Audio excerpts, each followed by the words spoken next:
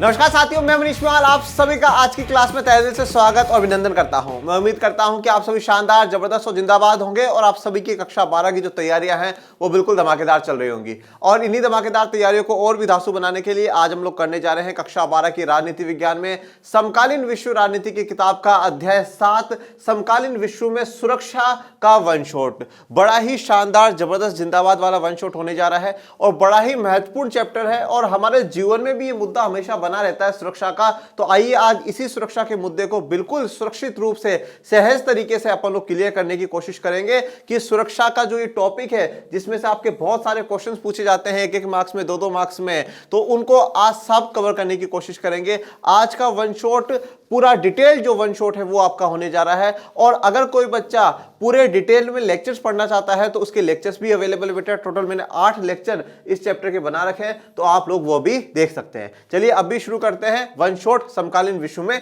सुरक्षा। इस चैप्टर में हम लोग पढ़ेंगे कि सुरक्षा क्या होती है, उसके पारंपरिक तरीके क्या है, अपारंपरिक धारणा क्या है और सबसे इंपॉर्टेंट भारत की सुरक्षा रणनीतियां क्या है कि भारत को सुरक्षित करने के लिए उसकी सुरक्षा रणनीतियां भारत सरकार की क्या है, उन पे भी चर्चा करेंगे। तो चलिए, शुरुआत जो हमेशा अपनी होती है वो परिचय से और इंट्रोडक्शन से होती है। तो आइए अपन शुरू करते हैं इंट्रोडक्शन से। हम लोग चर्चा कर रहे हैं परिचय या इंट्रोडक्शन। किस चीज का परिचय? परिचय अपन लोग कर रहे हैं चैप्टर का, और चैप्टर में जो वर्ड है समकालीन विश्व में सुरक्षा, ये चैप्टर का नाम है। और मेरा व्यक्तिगत ही मत रहा है बच्चों कि अगर कोई बच्चे के दिमाग में ये सवाल ना उठे कि साहब चैप्टर का नाम सुरक्षा ही क्यों रखा गया या समकालीन विश्व में सुरक्षा क्यों रखा गया, अगर ये सवाल नहीं उठता है तो मैं मानता हूं कि बच्चा कम मन के साथ पढ़ रहा है। उसका इतना ज्यादा गहराई के साथ, इतना डेप्थ के साथ वो नहीं पढ़ रहा जितना उसको पढ़ना चाहिए था। परम पूज्य डॉक्टर कलाम जी कहा करते थे कि विद्यार्थी का सबसे अच्छा गुण क्या है कि उसके दिमाग में सवाल उठते हैं। और कहीं ना कहीं वो ऐसा मानते थे कि जिसके दिमाग में सवाल उठते हैं वही विद्यार्थी है। तो सवाल उठने चाहिए, पर आज के जो बच्चे हैं वो फालतू सवाल ज्यादा करते हैं और अच्छे सवालों को उन्होंने वेटेज कम कर दिया। आप अच्छे सवाल पूछिए और अच्छे सवाल आपके दिमाग में भी खड़े होने चाहिए। तो आज आपके दिमाग में ये सवाल उठता है कि समकालीन विश्व में सुरक्षा, ये समकालीन विश्व जो शब्द है ये तो मनीष सर ने स्टार्टिंग में फर्स्ट चैप्टर से समझाते हुए आ रहे हैं कि समकालीन विश्व का क्या अर्थ होता है। इस किताब का जो नाम है वो सर ने सबसे पहले समझाया था।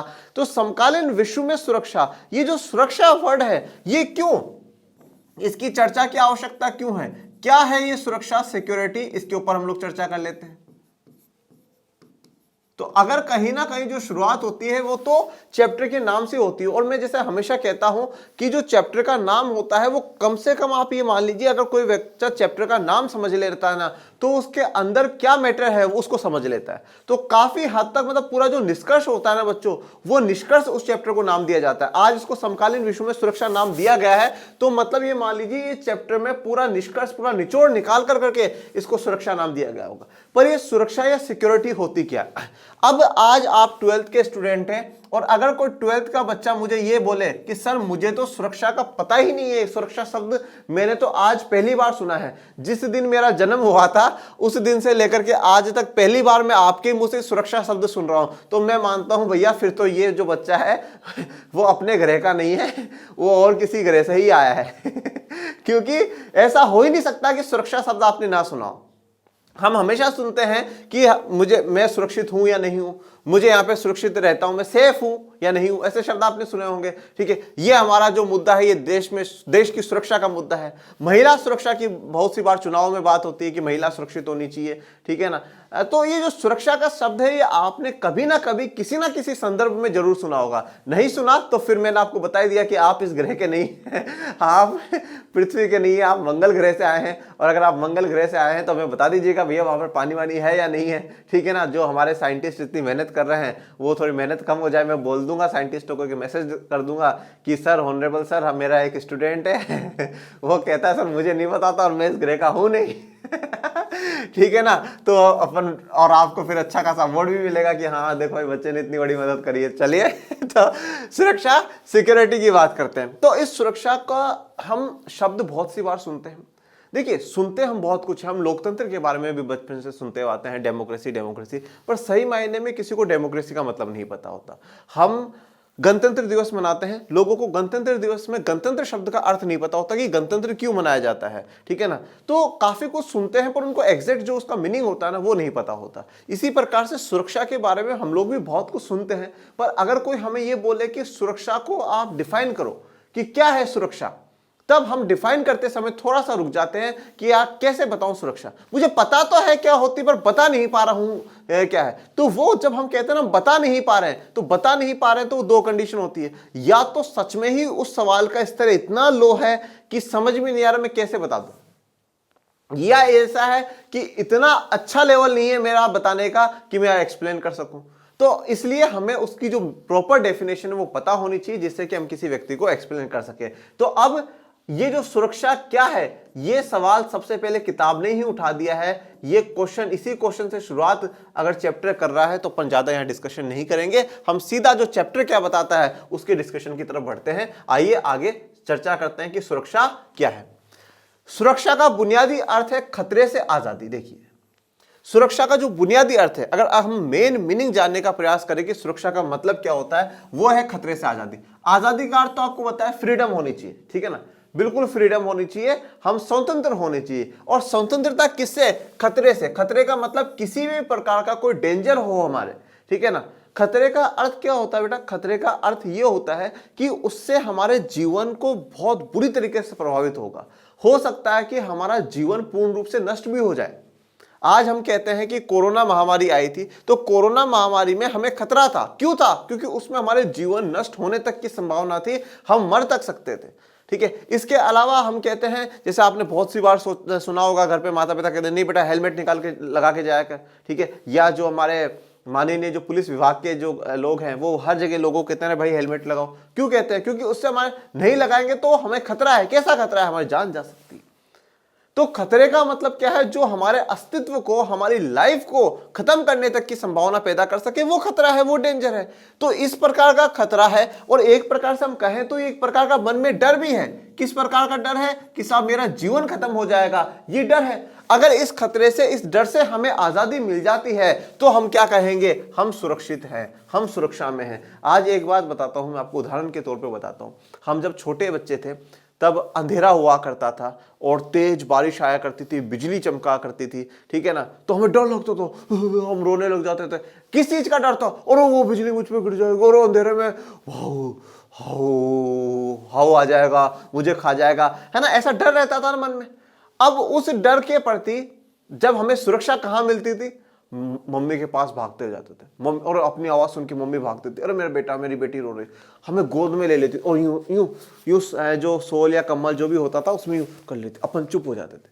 मतलब अब एक सुरक्षा का भाव आ गया, अरे मैं मम्मी के पास बैठा हूं, अब बिजली कुछ नहीं बिगाड़ पाएगी मेरा अब अंधेरे में भाव नहीं आएगा, अब हाव नहीं आएगा अंधेरे में, अब मम्मी के पास बैठा हूं मैं, है ना। तो वहां क्या सुरक्षा का भाव हमने मन में आ गया कि यार अब खतरा नहीं है, अब खतरा नहीं है, अब खतरा। और एक और उदाहरण देता हूं, जैसे मान लो कि आप रोड पे चल रहे हैं, ठीक है ना, और कुत्ता आपके पीछे पड़ गया।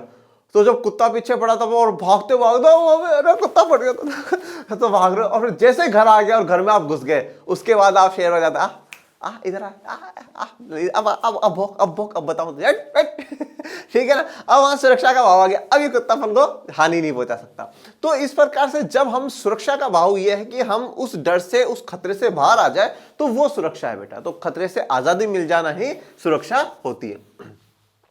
मानव का अस्तित्व और किसी देश का जीवन खतरों से भरा होता है। पर देखिए ये बात सत्य है कि हमारा जीवन जो है वो खतरों से भरा हुआ है, ठीक है। आज हम घर से बाहर निकलते हैं, वहां से लेकर करके घर में एंटर होते हैं, तब तक जीवन में खतरे ही खतरे हैं बच्चों। और घर से बाहर और घर के अंदर की क्या बात कर रहे हैं आप? घर के अंदर में खतरा नहीं हो सकता क्या? घर के अंदर में खतरा नहीं हो सकता? मान लीजिए भूकंप आ गया और छत गिर गई, मर गया, ये जीवन को खतरा था। जो कोरोना महामारी थी, घर में बैठे बैठे भी लोग मर गए। बहुत से लोगों को घर में ही कोई बीमारी हो जाती है, वो मर जाते हैं। खतरा कहां नहीं है? हमारा जीवन पूरा खतरों से ही भरा हुआ है। और इसी प्रकार से किसी देश का जो जीवन है वो भी खतरों से ही भरा हुआ है। हमेशा एक देश पर ये रहता है कि वो हमारा जो पड़ोसी देश है वो हम पर अटैक कर देगा, वो बड़ा देश हम पर अटैक कर देगा, वो ये कर देगा, ऐसा कर देगा, हमारे लोगों पे ऐसा हो जाएगा, ये हो जाएगा। तो हर व्यक्ति का, मानव का अस्तित्व हो और देश का जीवन, सभी जो है वो क्या खतरे से भरे हुए होते हैं। यदि हमने खतरे का इतना व्यापक अर्थ लिया तो फिर हमारी दुनिया में हर घड़ी और हर जगह सुरक्षा के ही सवाल नजर आएंगे। और अगर हम हर छोटी छोटी बातों को भी इतना बड़े मायने में जोड़ लेंगे, अगर इतना व्यापक मान लेंगे, तो फिर तो हमारी पूरा जीवन ही क्या है, खतरे का ही माहौल बना रहेगा और हर चीज पर हमें सुरक्षा का सवाल नजर आएगा। ठीक है ना। तो देखिए, अगर हम लोग कभी कोई चीज कवर कर रहे हैं, उस पर डिस्कशन कर रहे हैं, तो बड़े टॉपिक्स को उठाने का प्रयास करेंगे। ठीक है ना। हम बड़े टॉपिक, जैसे आज मान लीजिए एक क्लास में 100 बच्चे पढ़ते हैं, 100 में से 2 बच्चे फेल हो गए, 98 ने बिल्कुल 90 प्लस मार्क्स लेकर के आए हैं, तो आप उस टीचर के लिए ये नहीं कह सकते कि टीचर खराब पढ़ाता है, बिल्कुल भी नहीं कह सकते।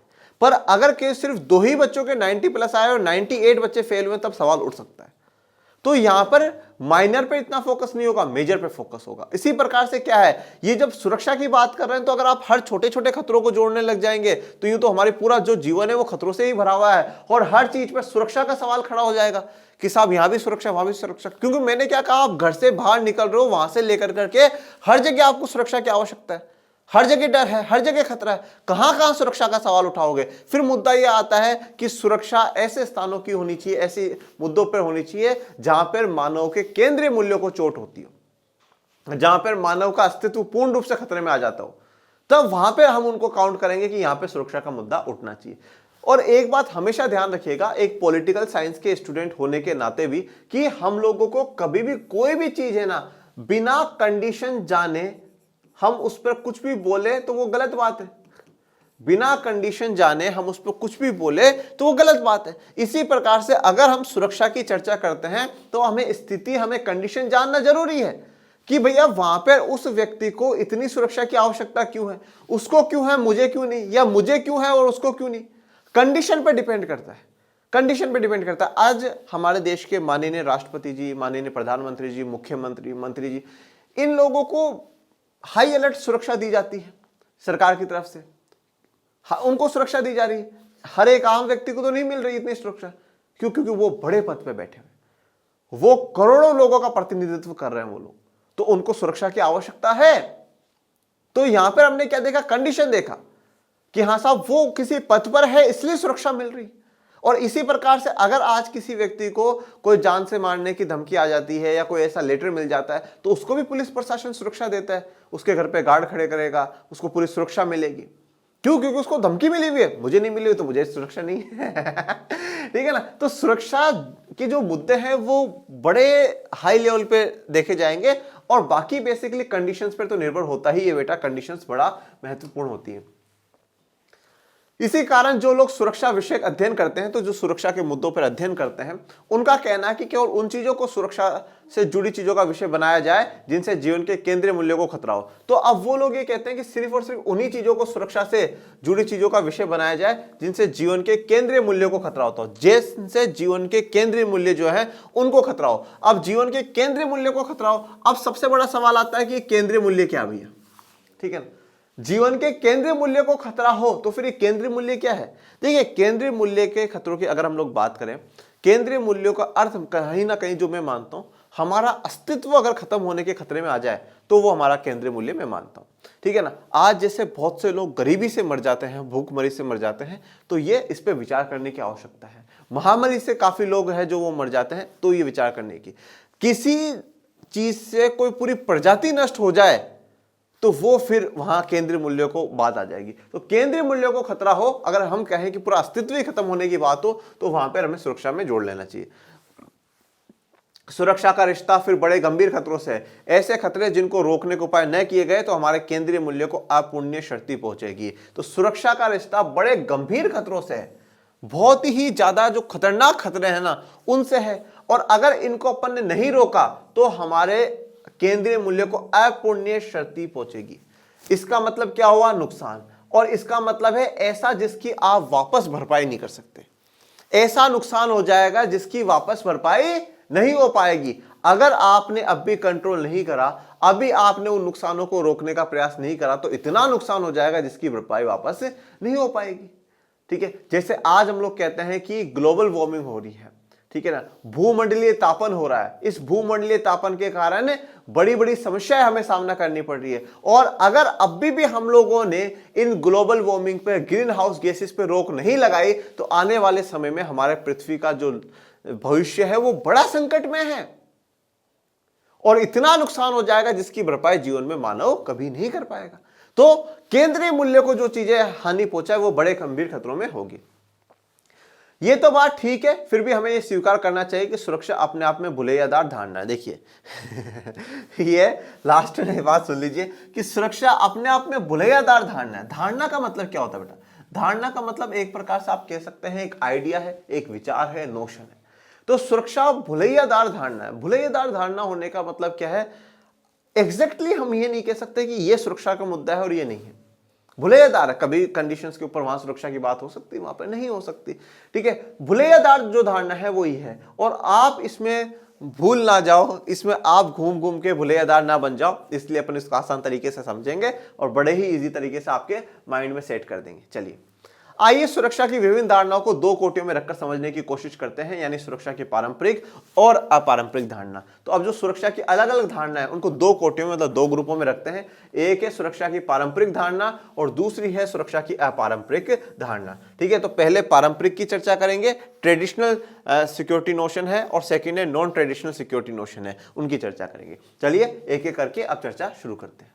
सबसे पहले बात करते हैं पारंपरिक धारणा की। अब देखिए पारंपरिक धारणा, इस पारंपरिक धारणा में भी हम लोग दो सुरक्षा की बात करेंगे। एक है बाहरी सुरक्षा और एक होता है आंतरिक सुरक्षा। देखिए बाहरी सुरक्षा और आंतरिक सुरक्षा का अर्थ क्या है? बाहरी सुरक्षा का मतलब यह है कि हमें कहीं ना कहीं बाहर से खतरा है और उससे बचने के लिए हमें सुरक्षा करनी है, तो वो बाहरी सुरक्षा हो जाएगी। बाहरी सुरक्षा का अर्थ ये नहीं है कि हम किसी बाहर के लोगों से मदद मांगे कि मेरी सुरक्षा करो, नहीं। हमें बाहर से खतरा है इसलिए हमें सुरक्षा की आवश्यकता है, वो बाहरी सुरक्षा कहलाएगी। आंतरिक सुरक्षा का मतलब होता है कि हमें अंदर से खतरा है इसलिए हमें आंतरिक सुरक्षा करनी होगी। अब ये बाहरी और आंतरिक किस स्तर पे कैसे कह रहे हैं? बाहरी सुरक्षा का अर्थ ये है कि ये हमारा देश है और हमारे देश को कहीं बाहर से खतरा है और हम उससे बचने के लिए सुरक्षा करेंगे, तो वो क्या होगा? बाहरी सुरक्षा होगा। जैसे कि किसी देश को, हर देश को अपने पड़ोसी देशों से या किसी दूसरे देशों से युद्ध का डर रहता है कि वो हम पर अटैक कर देंगे और कर देंगे, तो ये जो है ये डर रहता है। तो इस डर से, इस खतरे से बचने के लिए वो सुरक्षा करते हैं, वो बाहरी सुरक्षा है। और आंतरिक सुरक्षा में क्या होगा? हर देश के अंदर अलग अलग से मूवमेंट चलते हैं, सरकार के खिलाफ विरोध चलता है, ठीक है, अलगाववाद के आंदोलन चलते हैं, वो अलग होने की मांग करते हैं, ठीक है ना, गृह युद्ध काफी देशों में होता है। तो ये आंतरिक तौर पर खतरे हैं, इनसे बचने के लिए भी सुरक्षा की आवश्यकता होगी, वो आंतरिक सुरक्षा हो जाएगी। तो बाहरी सुरक्षा और फिर आंतरिक सुरक्षा। पहले बाहरी सुरक्षा की चर्चा करते हैं। सुरक्षा की पारंपरिक अवधारणा में सैन्य खतरों को किसी देश के लिए सबसे ज्यादा खतरनाक माना जाता है। तो सुरक्षा की अगर पारंपरिक धारणा की हम लोग चर्चा करते हैं तो इसमें सेना से जो खतरा है ना, उसको सबसे ज्यादा खतरनाक माना जाता है। किसकी सेना से? जो विदेशी मुल्क है उसकी सेना से, कि वो हमसे युद्ध कर लेगी, हम पर अटैक कर देगी, हमारे नागरिकों को, हमारी सरकारों को नुकसान पहुंचाने का प्रयास करेगी। तो सबसे ज्यादा खतरनाक अगर पारंपरिक धारणा में किसी को माना जाता है तो जो सैन्य खतरे होते हैं उनको माना जाता है। इस खतरे का स्रोत कोई दूसरा मुल्क होता है जो सैन्य हमले की धमकी देकर संप्रभुता, स्वतंत्रता और क्षेत्रीय अखंडता जैसे किसी देश के केंद्रीय मूल्यों के लिए खतरा पैदा करता है। अब इस खतरे का स्रोत, सोर्स कौन है? मतलब ये खतरा कहां से हो रहा है? ये किसी दूसरे मुल्क से हो रहा है, किसी दूसरे देश से हो रहा है। उस दूसरे देश की जो सेना है वो हमला करेगी और किसी देश के संप्रभुता, संप्रभुता का मतलब क्या होता है? संप्रभुता का मतलब है कि हम आजाद हैं, हम हमारे हिसाब से डिसीजंस लेंगे, हमें क्या करना है क्या नहीं करना। संप्रभुता का मुद्दा है। तो कोई दूसरा देश क्या करता है कि किसी देश पर अटैक करता है, वो उनको उनके फैसलों को मनवाने की, नहीं साहब आपने ये जो किया है वो गलत किया है, संप्रभुता को हानि पहुंचाने की कोशिश करता है, उस देश की स्वतंत्रता को हानि पहुंचाने की कोशिश करता है, उस देश की एकता, अखंडता को तोड़ने का प्रयास करता है। तो ऐसे काम कर करके उस देश की जो केंद्रीय मूल्य है उनको खतरा पहुंचा रही है। केंद्रीय मूल्य ही तो है, इन्हीं से देश बने हुए, संप्रभुता, स्वतंत्रता, एकता, अखंडता। हर देश का जो नागरिक है वो इन्हीं के लिए जीता और इन्हीं के लिए मरता है कि साहब हम, हमारे देश की एकता और अखंडता सर्वोपरि है, सबसे ऊपर है। तो क्षेत्रीय अखंडता, स्वतंत्रता और संप्रभुता, इन केंद्रीय मूल्यों को खतरा पहुंचाता है दूसरे देश की सेना। सैन्य कार्रवाई से आम नागरिकों के जीवन को भी खतरा होता है। देखिए अब ऐसा नहीं कि जो सैन्य कार्रवाई जब होती है तो सेना और सेना ही लड़ती, नहीं। काफी बार जब जो दूसरे मुल्कों की सेना होती है वो आम नागरिकों को भी टारगेट करती है, उन पे भी कहीं बम फेंक देगी, जिससे क्या होगा, सरकार दबाव में आएगी, उस देश की आर्मी दबाव में आएगी और वो हमारे सामने सरेंडर कर देगी। तो वहां के नागरिकों को भी कष्ट दिया जाता है, नागरिकों को भी परेशानी पहुंचाई जाती है। इस प्रकार से तो समस्या होगी ही, जीवन को खतरा होगा ही। एक अप्रत्यक्ष रूप से भी हो सकता है। कैसे हो सकता है बच्चों, वो भी देखिएगा। अब जब युद्ध का समय होता है तो ज्यादा जो संसाधन, ज्यादा रिसोर्स सरकार को लगाने होते हैं वो युद्ध की तरफ लगाने पड़ते हैं। खाना पीना, प्रोडक्शन जो कुछ भी हो रहा है सब युद्ध की तरफ ज्यादा जा रहा है। जब युद्ध की तरफ वो ज्यादा जा रहा है तो कहीं ना कहीं बाकी देश में संसाधनों की कमी हो रही है। हो सकता है स्थिति वहां पे आर्थिक स्थितियां बुरी हो जाए और कुछ भी कंडीशंस हो सकती है। तो खतरा प्रत्यक्ष रूप से भी हो सकता है और अप्रत्यक्ष रूप से भी हमें देखने को मिल सकता है। बुनियादी तौर पर किसी सरकार के पास युद्ध की स्थिति में 3 विकल्प होते हैं। देखिए, अब जनरली क्या होता है, कोई भी जो सरकार होती है उसके पास युद्ध के समय 3 विकल्प होते हैं। 3 विकल्पों में जो सबसे पहला विकल्प है, पहले उसको समझो, आत्मसमर्पण कर देना। आत्मसमर्पण का मतलब क्या होता है? आत्म का मतलब होता है मैं, ठीक है ना, मैं हूं। समर्पण का मतलब होता है बेटा डेडिकेशन, कि हम लोग बिल्कुल समर्पित हो जाए। तो आत्मसमर्पित, जैसा हम ईश्वर को नहीं कहते हैं ए ईश्वर मैं अब आपके चरणों में समर्पित हो जाता हूं, इसका अर्थ क्या हुआ कि भगवान अब मैं नहीं जानता, मैं तो दुनिया से हार चुका हूं, अब आप जानो और आपका काम जाने। अच्छा करो तो भी आपका नाम और बुरा करो तो भी आपका काम, अपन को नहीं पता भगवान। ऐसा होता है ना। इसी प्रकार से क्या होता है, जब दूसरी सेना की स्थिति पूरी खराब हो जाती है तो वो एक सेना के सामने जाकर करके हथियार त्याग देती है और हार मान लेती है कि भैया अब हम लोग नहीं लड़ रहे, अब हमारी हिम्मत नहीं, हम खुद को आप लोगों के प्रति ही समर्पित करते हैं। समर्पण, ठीक है, आत्मसमर्पण कर देना। अब अगर कोई देश ऐसा करता भी है, अगर कोई देश की सेना किसी देश के सामने आत्मसमर्पण कर भी देती है तो कभी भी कोई भी देश इस प्रकार से इस पॉलिसी को यूं दिखाएगा नहीं कि देखो देखो साहब हमने तो आज तक है ना 4 बार आत्मसमर्पण कर दिया, 5 बार आत्मसमर्पण कर दिया, कभी कोई बताएगा नहीं, क्योंकि ये कोई अच्छी पॉलिसी थोड़ी है। आत्मसमर्पण कर देने का मतलब ये था कि हाँ साहब हमारी तो स्थिति खराब हो गई थी और हम तो ये लो खत्म। तो अब इससे क्या होगा, ऐसी पॉलिसी आप दिखाओगे दुनिया में कि देखो साहब हमने तो 4 बार आत्मसमर्पण करा, 5 बार आत्मसमर्पण करा, आज तक हमारे 2 युद्ध हुए और दोनों युद्धों में ही हमने किसी के सामने आत्मसमर्पण कर दिया, ऐसा कोई देश बोलेगा? कभी नहीं बोलेगा। क्यों? उससे क्या होगा कि वो देश पे क्या होगा, वो देश पे फिर कोई भी अटैक कर देगा, क्योंकि उनको लगेगा किसी देश पर यार ये तो हर बार आत्मसमर्पण कर देंगे, कोई भी अपनी बात मनवालेगा नहीं। तो ऐसा कभी भी कोई देश नहीं करेगा। तो या तो वो आत्मसमर्पण कर सकता है, कर भी दिया तो उसको ऐसा पॉलिसी प्रमोट नहीं करेगा कि देखो देखो साहब हमने आत्मसमर्पण किया है। तो या तो वो कोई देश आत्मसमर्पण कर दे या दूसरे पक्ष की बात को बिना युद्ध किए मान लेना। ये आत्मसमर्पण में आ गया कि दूसरे पक्ष की बात को बिना युद्ध के मान लेना कि युद्ध करो मत ना, आप बोला हम कर देंगे, क्या दिक्कत वाली बात है। युद्ध से होने वाले नाश को इस हद तक बढ़ाने के संकेत देना कि दूसरा पक्ष सहम कर हमला करने से बाज आए। देखो अब दूसरा क्या है, युद्ध से होने वाले नाश को इस हद तक बढ़ा देना कि दूसरा पक्ष सहम कर हमला करने से बाज जाए। तो दूसरा क्या है कि आप इतना हमला कर दो कि सामने वाला ही डर जाए और वही बोल दे रहे बस बस अब युद्ध नहीं करेंगे भाई, ठीक है ना। मतलब इतनी खुद की ताकत बढ़ा लो कि साहब सामने वाले बोल दे रहे भैया अब नहीं लड़ना नहीं लड़ना नहीं लड़ना। तो आप लोगों ने शीत युद्ध के बारे में पढ़ा था और उसमें एक था डेटरेंस पावर थी, ठीक है, ये अवरोध जिसको कहते हैं, जिसमें दोनों देशों के पास इतनी ताकत थी कि दोनों देश ये जानते थे कि अगर हमने कहीं भी छोटी सी गलती करी तो वो सामने वाला देश हमें नहीं छोड़ेगा, और उस देश के मन में भी ये भाव था कि अगर हमने कहीं गलती कर दी तो सामने वाला हमें नहीं छोड़ेगा। मतलब दोनों ही पावरफुल थे। तो ये बात यहां पर आ जाती है कि साहब आप इतना वो कर दो कि सामने वाला पहले बोल दे नहीं नहीं भाई लड़ना ही नहीं है। फिर है तीसरी बात है, युद्ध ठन जाए तो अपनी रक्षा करना ताकि हमलावर देश अपने मकसद में कामयाब न हो सके और पीछे हट जाए तो हमलावर को पराजित कर लेना। और तीसरी बात है, अगर युद्ध अब ठन ही गया है, ठीक है ना, युद्ध अगर ठन ही गया है तो फिर डट कर मुकाबला करो, फिर लड़ो, फिर देखी जाएगी हार जीत जो भी हो, फिर लड़ो, फिर डट करके लड़ो। युद्ध में कोई सरकार भले ही आत्मसमर्पण कर दे लेकिन वह इसे अपने देश की नीति के रूप में कभी प्रचारित नहीं करना चाहेगी। तो युद्ध में कोई भी सरकार चाहे भले ही आत्मसमर्पण कर दे पर कभी भी वो इसको एज अ नीति, एक पॉलिसी के तौर पर कभी प्रचार प्रसार नहीं करेगी। इस कारण सुरक्षा नीति का संबंध युद्ध की आशंका को रोकने में होता है, जिसे अवरोध कहा जाता है, और युद्ध को सीमित रखने अथवा उसको समाप्त करने से होता है जिसे रक्षा कहा जाता है। देखिए अब हम लोग पढ़ रहे हैं, अपन ने पढ़ा कि सरकार के पास 3 विकल्प होते हैं। पहला है आत्मसमर्पण कर देना, आत्मसमर्पण को प्रमोट नहीं करेंगे। अब उसके अलावा जो मेन थे वो 2 तरीके थे। 2 कौन कौन से थे? पहला है अवरोध। अवरोध में क्या है कि सुरक्षा नीति का संबंध युद्ध की आशंका को रोकने में होता है। युद्ध की आशंका को रोकने में कि साहब युद्ध हो ही ना, युद्ध रुक ही जाए, ठीक है ना। अब युद्ध रुकेगा कैसे? युद्ध कैसे रुकेगा? जब सामने वाले को यह महसूस हो जाए रहे यार वो तो बहुत ताकतवर है भैया, उनसे तो लड़ेंगे तो अपने ही खात्मा हो जाएगा, लड़ो ही मत।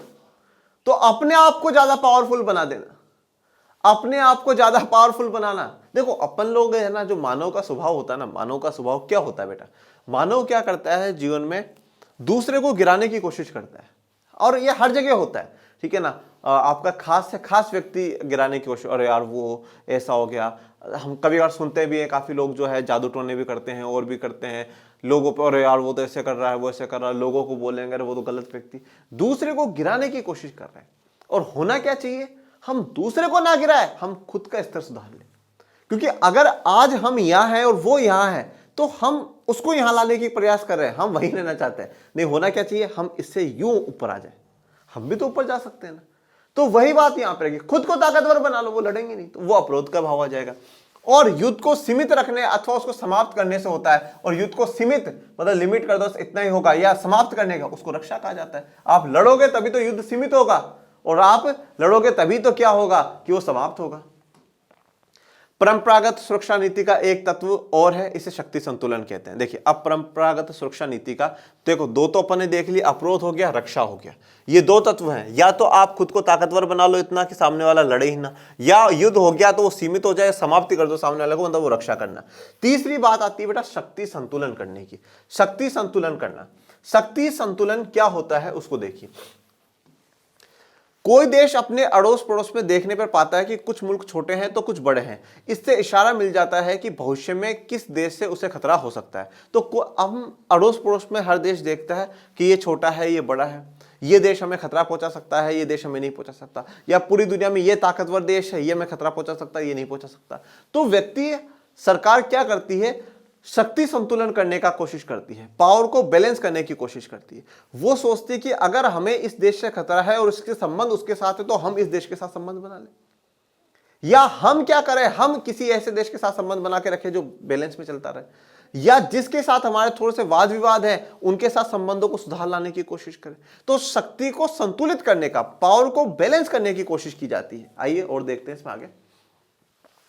कोई सरकार दूसरे देशों से शक्ति संतुलन का पलड़ा अपने पक्ष में बैठाने के लिए जी तोड़ कोशिश करती है। तो हर सरकार ये चाहती है कि शक्ति संतुलन का जो पलड़ा हो उनके पक्ष में हो। मतलब आज मान लीजिए कि कोई एक्स और वाई दो देश है, इनके बीच में थोड़ी बहुत नोकझोंक है, और कोई ए कंट्री है, वो ए मान लीजिए, बी मान लीजिए, जो कंट्री है वो थोड़ी सी ताकतवर है, तो एक्स भी चाहेगा कि हमें सपोर्ट करे और वाई भी चाहेगा हमें सपोर्ट करे, ठीक है ना। पलड़ा भारी होना चाहिए। ए ने इनको कर दिया तो बी को चाहेंगे कि भाई बी हमें करे या बी इनको करे। इस प्रकार से शक्ति संतुलन बनाए रखना चाहेगा। देखो क्या होता है शक्ति संतुलन, मैं जो आम भाषा में समझाता हूं वो जैसे मेरा मानना है, आप इससे कनेक्ट नहीं भी करें तो भी कोई दिक्कत वाली बात नहीं। देखिए बच्चों क्या होता है, या तो हम लोग ताकतवर बन जाए, ठीक है ना, दो तरीके होते हैं जीवन में, या तो हम खुद ताकतवर बन जाए, ठीक है ना। साहब जैसे मान लीजिए आज मैं राजनीति में चला जाऊं, पॉलिटिक्स में चला जाऊं, ठीक है ना, खूब नाम कमाऊं, खूब ये खूब, मतलब पॉलिटिक्स में जाना तो पावर मेरे हाथ में आ गई। या तो मैं खुद पावर ले लूं हाथ में, और नहीं तो जिनके हाथ में पावर है, जो ताकतवर है, उनकी शरण ले लूं मैं, मतलब उनका खास बन जाऊं। तो इससे क्या, कभी भी कुछ हुआ तो भैया अपन दो, मेरे अंकल वो हैं, वो ऐसा है, वो ऐसा कर देंगे, ये कर देंगे, तो वो पावर हाथ में आ गई, ठीक है ना। वो पावर हाथ में आ गई। तो यहां पर भी ऐसा है कि हम खुद तो हर देश खुद तो ताकतवर बनने की कोशिश करता ही है, पर वो जो ताकतवर होते हैं उनका समर्थन भी लेने की कोशिश करता है। जो देश नजदीक हो, जिनके साथ अनबन हो, या जिन देशों के साथ अतीत में लड़ाई हो चुकी हो, उनके साथ शक्ति संतुलन को अपने पक्ष में करने पर खास तौर पर जोर दिया जाता है। जो देश नजदीक हो, ठीक है ना, जिनके साथ पहले कभी अनबन रही हो, या अतीत में, ठीक है, पुराने समय में कोई लड़ाई रही हो, तो उनके साथ भी अपने पक्ष में खास तौर पर जोर दिया जाता है कि शक्ति संतुलन बना रहे।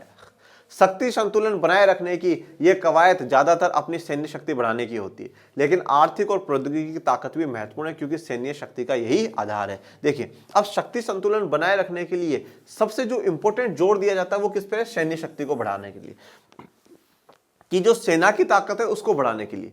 सेना की ताकत को तो बढ़ाना ये तो है ही, पर इसके साथ साथ क्या है कि टेक्नोलॉजी पर और आर्थिक विकास पर भी ध्यान दिया जाता है। क्योंकि आप इस चीज को समझिए कि सेना की शक्ति का भी आधार जो है वो टेक्नोलॉजी और आर्थिक रूप से ही है। आज आप देखिए कि अगर कोई भी कंट्री आर्थिक रूप से ज्यादा ताकतवर बनता है, उसकी जीडीपी ज्यादा होगी, तो इट मींस है वहां पर प्रोडक्शन ज्यादा हो रहा होगा, सरकार के पास ज्यादा इनकम जनरेट हो रही होगी, और ज्यादा इनकम जनरेट हो रही होगी तो सरकार के पास ज्यादा बेहतर है पैसा है मिलिट्री पे, डिफेंस पे पैसा खर्च करने का। टेक्नोलॉजी आने का मतलब यह है कि किसी भी जिस भी देश में टेक्नोलॉजी जा रही है उसके पास अच्छी मिलिट्री के पास अच्छी टेक्नोलॉजी होगी, अच्छी गन्स होगी, अच्छी तोपें होंगी, अच्छे जो है अलग अलग के जो वेपन्स है, इक्विपमेंट्स है वो होंगे। तो मतलब हम सैन्य शक्ति को मजबूत बनाना तो पॉइंट है ही, पर उसके साथ साथ आर्थिक और प्रौद्योगिकी की ताकत को भी बढ़ाना है, क्योंकि वो भी कहीं ना कहीं सैन्य शक्ति का आधार है। पारंपरिक सुरक्षा नीति का चौथा तत्व है गठबंधन बनाना। तो देखिए अपन लोग 4 तत्वों की बात कर रहे हैं पारंपरिक सुरक्षा में। कौन कौन सा है? पहला अप्रोध, दूसरा रक्षा, तीसरा कौन सा है बच्चों जो भी अपन ने पढ़ा? शक्ति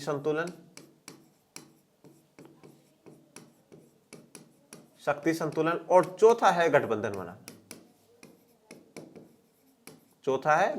बनाना। ये 4 पारंपरिक सुरक्षा नीति के तत्व हैं। मतलब पारंपरिक सुरक्षा की जब हम लोग बात करते हैं, बाहरी सुरक्षा की हम लोग बात करते हैं, तो उसमें इन 4 चीजों पे काम होता है। अप्रोध पर होगा, मतलब आप इतने ताकतवर बन जाइए कि सामने वाला डर करके युद्ध ही ना करे। दूसरा, रक्षा में अगर युद्ध हो गया है तो या तो युद्ध को सीमित करने की कोशिश करें और या उसको समाप्त करने की कोशिश करें। मतलब आप इतना लड़ो या तो सामने वाला रुक जाए बस, या फिर आप समाप्ति कर दो, चल खेल खत्म, bye bye tata see you. ठीक है। शक्ति संतुलन में मतलब जो ताकतवर देश है उनके साथ थोड़ा सा बैलेंस कर करके चलना, अपनी सैन्य शक्ति को बढ़ाना, प्रौद्योगिकी के आर्थिक आधार को बढ़ाना। और फोर्थ है गठबंधन बनाना। गठबंधन में कई देश शामिल होते हैं और सैन्य हमले को रोकने अथवा उससे रक्षा करने के लिए संवेद कदम उठाते हैं। तो गठबंधन में कई देश शामिल होते हैं और सैन्य हमले को रोकने के लिए और उससे रक्षा करने के लिए संवेद कदम उठाते हैं, तो एक साथ कदम उठाते हैं। जैसे उदाहरण के तौर पर आप देखो NATO, North Atlantic Treaty Organisation. ठीक है, ये था नाटो, अमेरिका का गठबंधन था। इसमें 12 देश उस समय मिले शीत युद्ध के समय 1949 में, 1949 में। और इन्होंने क्या बोला कि अगर एक देश पर अटैक होता है तो वो 12 पर अटैक माना जाएगा और 12 मिलकर के उसका जवाब देंगे। ठीक है, एक सबके लिए और सब एक के लिए। तो इस प्रकार से वो क्या है, गठबंधन बनाने के प्रयास हर देश करता है कि हम लोगों पर अगर कैसा भी अटैक होता तो मिलकर के जवाब उस अटैक का देंगे। अधिकांश गठबंधनों को लिखित संधि से एक औपचारिक रूप मिलता है और ऐसे गठबंधनों को यह बात बिल्कुल स्पष्ट रहती है कि खतरा किससे है। देखिए अधिकांश जो गठबंधन है ना, उनको लिखित संधि से एक औपचारिक रूप मिलता है, एक ट्रीटी होती है, एक एग्रीमेंट सा साइन होता है। जैसे नाटो है तो नाटो की ट्रीटी हुई कि साहब ये हमारे देश हमारे साथ रहेंगे, छोड़ने का ये प्रोसीजर होगा, इसके मुख्य बातें क्या है, कौन सा हमारा दुश्मन कौन है, किससे हमें खतरा है। ठीक है ना। अगर आप सुरक्षा की बात कर रहे हैं तो आपको यह भी पता होगा कि खतरा किससे। जैसे आपको एक उदाहरण मैं देता हूं, कभी कभार कोई ऐसे नहीं बोलता, आपने मूवीज में भी देखो, वो मार देगा मुझे, मम्मी वो मार देगा मुझे। मम्मी पापा पूछते कौन मार देगा, वो नहीं पता है वो मार देगा, वो देखो वो पेड़ के पीछे वो मार देगा मुझे। अरे तो भाई बता दो सही कौन मार देगा तो मतलब हम कह रहे हैं मुझे डर है, मुझे खतरा है। अरे भाई किससे खतरा है? जिससे खतरा है उसी से तो सुरक्षा प्रदान करी जाएगी ना। तो उस प्रकार से अगर किसी देश को इस एक्स देश से खतरा है तो एक्स से सुरक्षा प्रदान करी जाएगी, वाई से खतरा है तो वाई से सुरक्षा प्रदान करी जाएगी। जैसे उदाहरण के तौर पर अगर आप लोग देखो, शीत युद्ध के समय अमेरिका को किससे खतरा है? सोवियत संघ से खतरा है। सोवियत संघ को किससे खतरा है? अमेरिका से खतरा है। ठीक है ना। अमेरिका के समर्थित देशों को किससे खतरा है? सोवियत संघ के समर्थित देशों से खतरा है। सोवियत संघ के समर्थित देशों को किससे खतरा है? अमेरिका के समर्थित देशों से खतरा है तो खतरा पता तो हो ना, तभी तो संधि होगी। किसी देश अथवा गठबंधन की तुलना में अपनी ताकत का असर बढ़ाने के लिए देश गठबंधन बनाते हैं। तो किसी एक देश की तुलना में अपनी देश की ताकत को बढ़ाने के लिए या किसी दूसरे गठबंधन की तुलना में अपने गठबंधन की ताकत बढ़ाने के लिए देश गठबंधन बनाता है। जैसे उदाहरण के तौर पे जब 1949 में यूएसए ने नाटो बना लिया था, तो अब इस गठबंधन की तुलना में उन्होंने 1955 में वार्सो पैक्ट किया, वार्सो संधि करी। ठीक है ना, वार्सो संधि करी कि साहब नहीं, नाटो से ज्यादा मजबूत हमारा ये होना चाहिए। गठबंधन राष्ट्रीय हितों पर आधारित होते हैं और राष्ट्रीय हितों के बदलने पर गठबंधन भी बदल जाते हैं। देखिए, अब गठबंधन राष्ट्रीय हितों पर आधारित होते हैं बच्चों। राष्ट्रीय हितों पर आधारित होने का मतलब क्या है? हमारे राष्ट्र के लिए क्या अच्छा है। अगर हमारे राष्ट्र के लिए ये अच्छा है, ये देश अब भी हमारे राष्ट्र को समर्थन कर रहा है, हमारे राष्ट्र के हिसाब से ठीक है, इसके साथ जुड़ा रहना, तो जुड़े रहेंगे, नहीं है तो हम छोड़ देंगे। सब देशों की यही है, ठीक है ना। तो और कोई भी देश हो इसी हिसाब से गठबंधन कर करके चलता है। जैसे आपको उदाहरण के तौर पे देखिए कि जब तक सोवियत संघ था तब तक उसमें सोवियत संघ में जुड़े रहे थे, फिर काफी ऐसे देश थे जो नाटो में बाद में जुड़ गए थे, उनको लगा कि अब सोवियत संघ से कोई फायदा नहीं है, अब नाटो में जुड़ जाना चाहिए। तो राष्ट्रीय हितों के अनुसार भी गठबंधन बदल जाते हैं। इसकी वजह है अंतर्राष्ट्रीय व्यवस्था। इस निर्मम मैदान में ऐसी कोई केंद्रीय ताकत नहीं है जो देशों के व्यवहार बर्ताव पर अंकुश रखने में सक्षम हो। देखिए, अब सबसे बड़ी बात यह है कि सुरक्षा को लेकर करके कोई ऐसी अंतर्राष्ट्रीय व्यवस्था क्रिएट कर दी जाए जो ऐसा युद्ध हो ही ना और हो ही ना, पर ऐसी कोई व्यवस्था है नहीं। कोई ऐसा कंट्रोलर नहीं है जो सभी देशों को कंट्रोल कर सके। अब आज भी मौजूदा दौर में भी देखेंगे तो कितने युद्ध चल रहे हैं, कौन कंट्रोल कर पा रहा है, ठीक है ना। तो ऐसी कोई अंतर्राष्ट्रीय व्यवस्था नहीं। अब आप लोगों के दिमाग में नाम आएगा संयुक्त राष्ट्र संघ का, तो आइए, ये सोचने का लालच हो सकता है कि संयुक्त राष्ट्र संघ ऐसी सत्ता है अथवा ऐसा बन सकता है, तो हम ऐसा सोच सकते हैं कि संयुक्त राष्ट्र संघ जो है, यूएनओ जो है, वो ऐसा कर सकता है या ऐसा बन सकता है जो सभी देशों के व्यवहार पर कंट्रोल लगा दे। बहरहाल फिलहाल अपनी बनावट के अनुरूप संयुक्त राष्ट्र संघ अपने सदस्य देशों का दास है और इसके सदस्य देश जितनी सत्ता इसको सौंपते हैं और स्वीकारते हैं उतनी ही सत्ता इसे हासिल होती है। देखिए, संयुक्त राष्ट्र संघ एक अंतर्राष्ट्रीय संगठन है। अंतर्राष्ट्रीय संगठन की परिभाषा ये होती है जो राष्ट्रों से मिलकर करके बना हो। जो मिलकर के ही राष्ट्रों से मिलकर करके बना है तो वो तो क्या है, उन राष्ट्रों का दास ही है, ठीक है ना, उन राष्ट्रों का दास ही। जैसे एक बात मैं आपको कहता हूं, जैसे भगवान श्री कृष्ण ने क्या कहा था गीता में कि हे अर्जुन, ये जितने भी प्राणी तुझे दिख रहे हैं इन सब में आत्मा है, और उस आत्मा किसका अंश है? मेरा अंश है, परमात्मा का अंश है। मतलब हम सब जो निकले हैं उस ईश्वर के द्वारा ही निकले हैं, और अब उसके द्वारा निकले हैं, उससे ही मिलकर करके बने हैं, तो हम सदैव उसी के दास हैं। हम ईश्वर के दास हैं, भगवान के दास है, भगवान की संतान है। तो उसी प्रकार से जब ये राष्ट्रों से मिलकर ही अंतर्राष्ट्रीय संगठन बना है तो ये तो अंतर्राष्ट्रीय संगठन तो खुद उनका दास है। जैसा देश बोलेंगे उसको वैसा करना पड़ेगा। किसी देश को नहीं रहना तो नहीं रहेगा, मिलना है तो मिलेगा। ये चीजें तो आपने यूएनओ के इंटरनेशनल ऑर्गेनाइजेशन वाले चैप्टर में भी आप लोगों ने पढ़ी। तो संयुक्त राष्ट्र कुछ भी इतना इंपॉर्टेंट रोल नहीं निभा सकता। दूसरी बात, कहीं पर युद्ध हो रहा है, मान लीजिए ये एक्स और वाई दो कंट्री लड़ रहे हैं, इसमें मुझे पता है कि वाई की गलती है, ठीक है ना, वाई फालतू में अटैक कर रहा है और कर रहा है। संयुक्त राष्ट्र के पास कौन सी सेना है जो इसको जाकर के डिफीट कर देगा कि नहीं साहब तू रुक जा, नहीं तो हम अटैक कर देंगे? कोई ऐसी पावर नहीं है, ठीक है। तो अंतरराष्ट्रीय ऐसी कोई व्यवस्था नहीं। तो फाइनली एक जो मेन पॉइंट आता है वो यही आता है कि ये हर देश की खुद की जिम्मेदारी है कि वो खुद की सुरक्षा करे।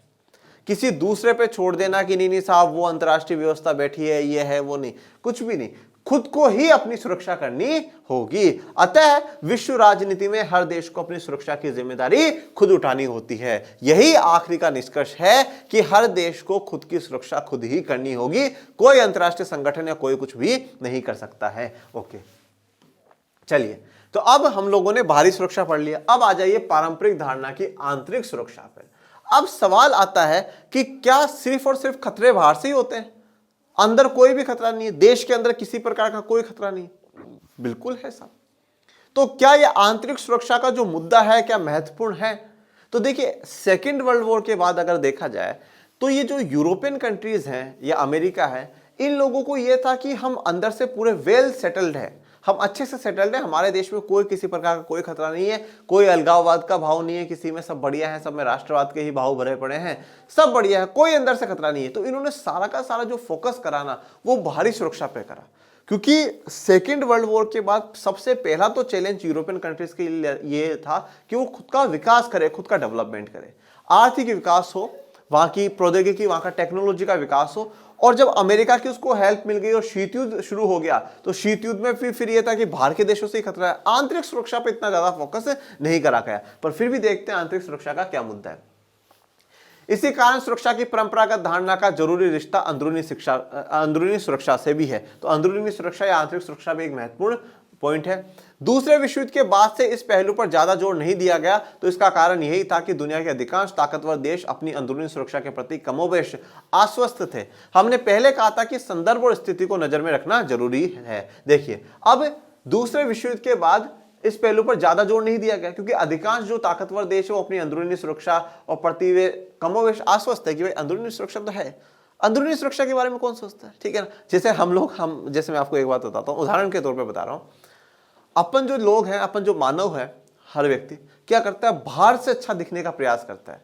अरे अरे मैं उससे अच्छे से बात कर लूंगा, मैं ये लगा लेता हूं, मैं अच्छा हो जाऊंगा, मैं जिम चला जाता हूं, मेरी ये बॉडी बन जाएगी, सर लुक मेरा अच्छा आएगा। पर हम सब अंदर से तो मन में मेल भरा हुआ है। हम किसी से अच्छे से बात करते पर पीठ पीछे उसी के लिए कुछ गलत सोचते हैं, ठीक है ना। कपट तो मन में भरा हुआ ही है ना। तो हम सभी बाहर से तो अच्छे दिख रहे हैं पर अंदर से नहीं। तो इन लोगों को भी ये लगा यार अंदर तो कोई प्रॉब्लम हो ही नहीं सकती, जो प्रॉब्लम है वो बाहर ही बाहर है, बाहर वाली प्रॉब्लम से लड़ लो, अंदर की तो प्रॉब्लम है ही नहीं। पर यहां पर यह बात हमेशा ध्यान रखना कि संदर्भ और स्थिति के बारे में देखना जरूरी है कि संदर्भ क्या है, स्थिति क्या है। सन 1945 के बाद ऐसा जान पड़ा कि संयुक्त राज्य अमेरिका और सोवियत संघ अपनी सीमा के अंदर एकीकृत और शांति संपन्न है। 1945 के बाद ऐसा लगा, 1945 का टाइम पीरियड क्यों लिया गया, क्योंकि यहाँ पे सेकेंड वर्ल्ड वॉर खत्म हो गया और संयुक्त राज्य अमेरिका और सोवियत संघ को ऐसा लगा कि हम हमारी सीमा के अंदर तो एकीकृत है, यूनाइटेड है और शांति संपन्न है, मतलब बिल्कुल पीस बनी हुई है, कोई दिक्कत वाली बात नहीं, कोई हंगामा नहीं है, कोई परेशानी नहीं है। इन देशों के सामने बाहरी खतरे क्या थे। देखिए अब जब हम कह रहे हैं कि इन देशों ने इतना जोर बाहरी खतरों पर दिया है, ठीक है, तो इनके सामने बाहरी खतरा ऐसा क्या था। अब जब मैं बात कर रहा हूं कि बाहरी खतरे क्या थे, तो फिर वापस बात आ जाती है संदर्भ की। संदर्भ और स्थिति देखना बड़ा आवश्यक होता है बच्चों, संदर्भ और स्थिति देखना बड़ा ही आवश्यक होता है। जैसे कि आइए यहां पर फिर हमें संदर्भ और स्थिति पर ध्यान देना होगा। हम इस बात को जानते हैं कि दूसरे विश्व युद्ध के बाद शीत युद्ध का दौर चला और इस दौर में संयुक्त राष्ट्र अमेरिका के नेतृत्व वाला पश्चिमी गुट और सोवियत संघ की अगुवाई वाला साम्यवादी गुट एक दूसरे के आमने सामने थे। मतलब इन दोनों को एक दूसरे से खतरा था। जो पश्चिमी गठबंधन था उसको पूर्वी गठबंधन से खतरा था और पूर्वी गठबंधन को पश्चिमी गठबंधन से खतरा था। इसके अतिरिक्त कुछ यूरोपीय देशों को अपने उपनिवेशों में उपनिवेशीकृत जनता से खून खराबे की चिंता सता रही थी। अब ये लोग आजादी चाहते थे। अब आपको पता है कि यूरोप के देशों ने एशिया और अफ्रीका के काफी देशों को गुलाम बना रखा था, जिन्हें हम उपनिवेश कहते हैं। तो अब धीरे धीरे वहां के लोगों में भी क्या थी, जागरूकता आने लगी कि नहीं साहब अब तो मैं आजाद होना है, ठीक है। और वहां के लोग जो ये यूरोपीय देशों के अधिकारी थे उनके साथ खून खराबा करने लगे, मारपीट, इस बात का भी डर था, ठीक है ना। तो जैसे आप देखते हैं कि 1945 के दौर के बाद धीरे धीरे एशिया अफ्रीका के जो ज्यादातर देश है वो आजाद हो जाते हैं, ठीक है, यूरोपियन देशों से। तो यूरोपियन देशों को यह भी चिंता थी कि साहब जहां पर हम लोगों ने उपनिवेश बना रखा वहां खून खराबा ना हो जाए। दूसरे विश्व युद्ध के बाद जितने युद्ध हुए उसमें 1/3 युद्धों के लिए शीत युद्ध जिम्मेदार रहा। देखिए अब शीत युद्ध का नाम तो शीत युद्ध रहा, अमेरिका और सोवियत संघ के बिल्कुल डायरेक्ट फाइट नहीं हुई होगी, पर आप ये कह सकते हैं कि दूसरे विश्व युद्ध के जितने भी युद्ध हुए ना उनके 1/3 युद्ध, 1/3 जो युद्ध हैं उसका जिम्मेदार सिर्फ और सिर्फ शीत युद्ध है। शीत युद्ध के कारण ही वो 1/3 युद्ध हुए हैं। आजादी के बाद कुछ उपनिवेशित मुल्कों को डर था कि उनके यूरोपीय औपनिवेशिक शासक कहीं उन पर हमला न बोल दे। आजादी के बाद जो कुछ उपनिवेशित जो मुल्क थे को डर था कि उनके यूरोपीय औपनिवेशिक शासक कहीं उन पर हमला न बोल दे। मतलब ये था कि जैसे किसी देश को गुलाम बना रखा था, उस गुलाम देश को यह था कि कहीं जो उपनिवेशित शासक है वो हम पर हमला न बोल दे, वो अटैक ना कर दे। ऐसे में इन मुल्कों को एक साम्राज्यवादी युद्ध से अपनी रक्षा के लिए तैयारी करनी थी। तो जो साम्राज्यवादी युद्ध है उससे अपनी रक्षा करनी थी देशों को। एशिया और अफ्रीका के नवस्वतंत्र देशों के सामने खड़ी सुरक्षा की चुनौती यूरोपीय देशों के मुकाबले 2 मायने में विशिष्ट थी। एक तो इन देशों को अपने पड़ोसी देशों से सैन्य हमले की आशंका थी। देखिए एशिया और अफ्रीका के जो देश हैं, अब इनको किस प्रकार से सुरक्षा की लिए चुनौती थी। पहली चुनौती तो इनके सामने क्या थी, यूरोपीय देशों से हटकर थी। पहली तो यह थी कि अपने पड़ोसी देशों से सैन्य हमले की आशंका थी कि साहब कहीं जो पड़ोसी देश है वो हम पर सेना का हमला ना कर दे, अटैक ना कर दे। दूसरा, इन्हें अंदरूनी सैन्य संघर्ष की भी चिंता करनी थी। इन देशों को सीमा पार से खतरा तो था ही, खासकर पड़ोसी देशों से, साथ ही भीतर से भी खतरे की आशंका थी। देखिए अब जो एशिया और अफ्रीका के जो देश थे उनको बाहर से तो खतरा था कि साहब पड़ोसी देश हम पर अटैक कर देंगे, पर अंदरूनी खतरा भी था कि कहीं सेना कल को तख्ता पलट ना कर दे, राजा को या जो लोकतंत्र से व्यवस्था चल रही है उनको हटा ना दे, सेना कहीं ताकतवर होकर करके लोगों पे जो है अत्याचार करना शुरू ना कर दे। तो जो एशिया और अफ्रीका के जो देश हैं उनके सामने अंदरूनी सुरक्षा का भी मुद्दा था और बाहरी सुरक्षा का भी मुद्दा था। अनेक नवस्वतंत्र देश संयुक्त राज्य अमेरिका या सोवियत संघ अथवा औपनिवेशिक ताकतों से कहीं ज्यादा अपने पड़ोसी देशों से आशंकित थे। तो अनेक जो नवस्वतंत्र देश है वो अमेरिका, सोवियत संघ या औपनिवेशिक ताकतों से कहीं ज्यादा अपने पड़ोसी देशों से आशंकित थे। उनको पड़ोसी देशों का थोड़ा ज्यादा खतरा था। इनके बीच सीमा रेखा और भू क्षेत्र अथवा आबादी पर नियंत्रण को लेकर या एक एक करके सभी सवालों पर झगड़े हुए। तो पड़ोसी देशों के, एशिया और अफ्रीका के पड़ोसी देशों पे जो है झगड़ा, वो किस किस बातों को लेकर के थे? सीमा रेखा को, बाउंड्री को लेकर, नहीं साहब ये तो हमारा इलाका था, बोले इन्होंने ले लिया, वो बोले नहीं हमारा था इन्होंने ले लिया। भू क्षेत्र को, मतलब वही एरिया की बात आ गई। आबादी पर नियंत्रण को लेकर करके इन सब पे एक एक करके सवालों पे झगड़े हुए। अलग राष्ट्र बनाने पर तुले अंदर के अलगाववादी आंदोलनों से भी इन देशों को खतरा था। तो अलग राष्ट्र बनाने पर, ठीक है कि साहब हमें तो क्या करना है, अलग राष्ट्र बनाना, और उसके लिए अलगाववादी आंदोलन होना शुरू हुआ। तो ये एक आंतरिक सुरक्षा का मुद्दा था। तो इस पे भी सरकारों को, एशिया अफ्रीका की सरकारों को काफी ध्यान देना पड़ा। कोई पड़ोसी मुल्क ऐसे अलगाववादी आंदोलनों को हवा दे अथवा उसकी सहायता करे तो दो पड़ोसी देशों के बीच तनाव की स्थिति बनती थी। विश्व के सशस्त्र संघर्षों में 95% अब आंतरिक युद्ध के अंतर्गत है। देखिए, अब अगर किसी देश में किसी प्रकार का कोई अलगाववादी आंदोलन हो रहा है तो उस अलगाववादी आंदोलन को क्या करते हैं, जो दूसरा जो पड़ोसी देश होता है, जो उस देश के खिलाफ होता है, वो सपोर्ट करता है, क्योंकि वो चाहता है कि ये देश क्या हो जाए, टूट जाए, ये देश कमजोर पड़ जाए, इनकी एकता, अखंडता है वो टूट जाए। तो इस प्रकार से वो सपोर्ट जो है पड़ोसी देश सपोर्ट कर जाता है। सन 1946 से 1991 के बीच गृह युद्धों की संख्या में दोगुनी वृद्धि हुई, जो पिछले 200 वर्षों में से लंबी छलांग है। गृह युद्धों की संख्या, गृह युद्धों का मतलब होता है देश के अंदर युद्ध हो जाना, देश के अंदर दो समुदाय, दो वर्गों के बीच में, सरकार की जनता के बीच में युद्धों की स्थिति हो जाए, ये गृह युद्ध है। और पिछले 200 वर्षों में सबसे लंबी छलांग हमें देखने को मिलती है।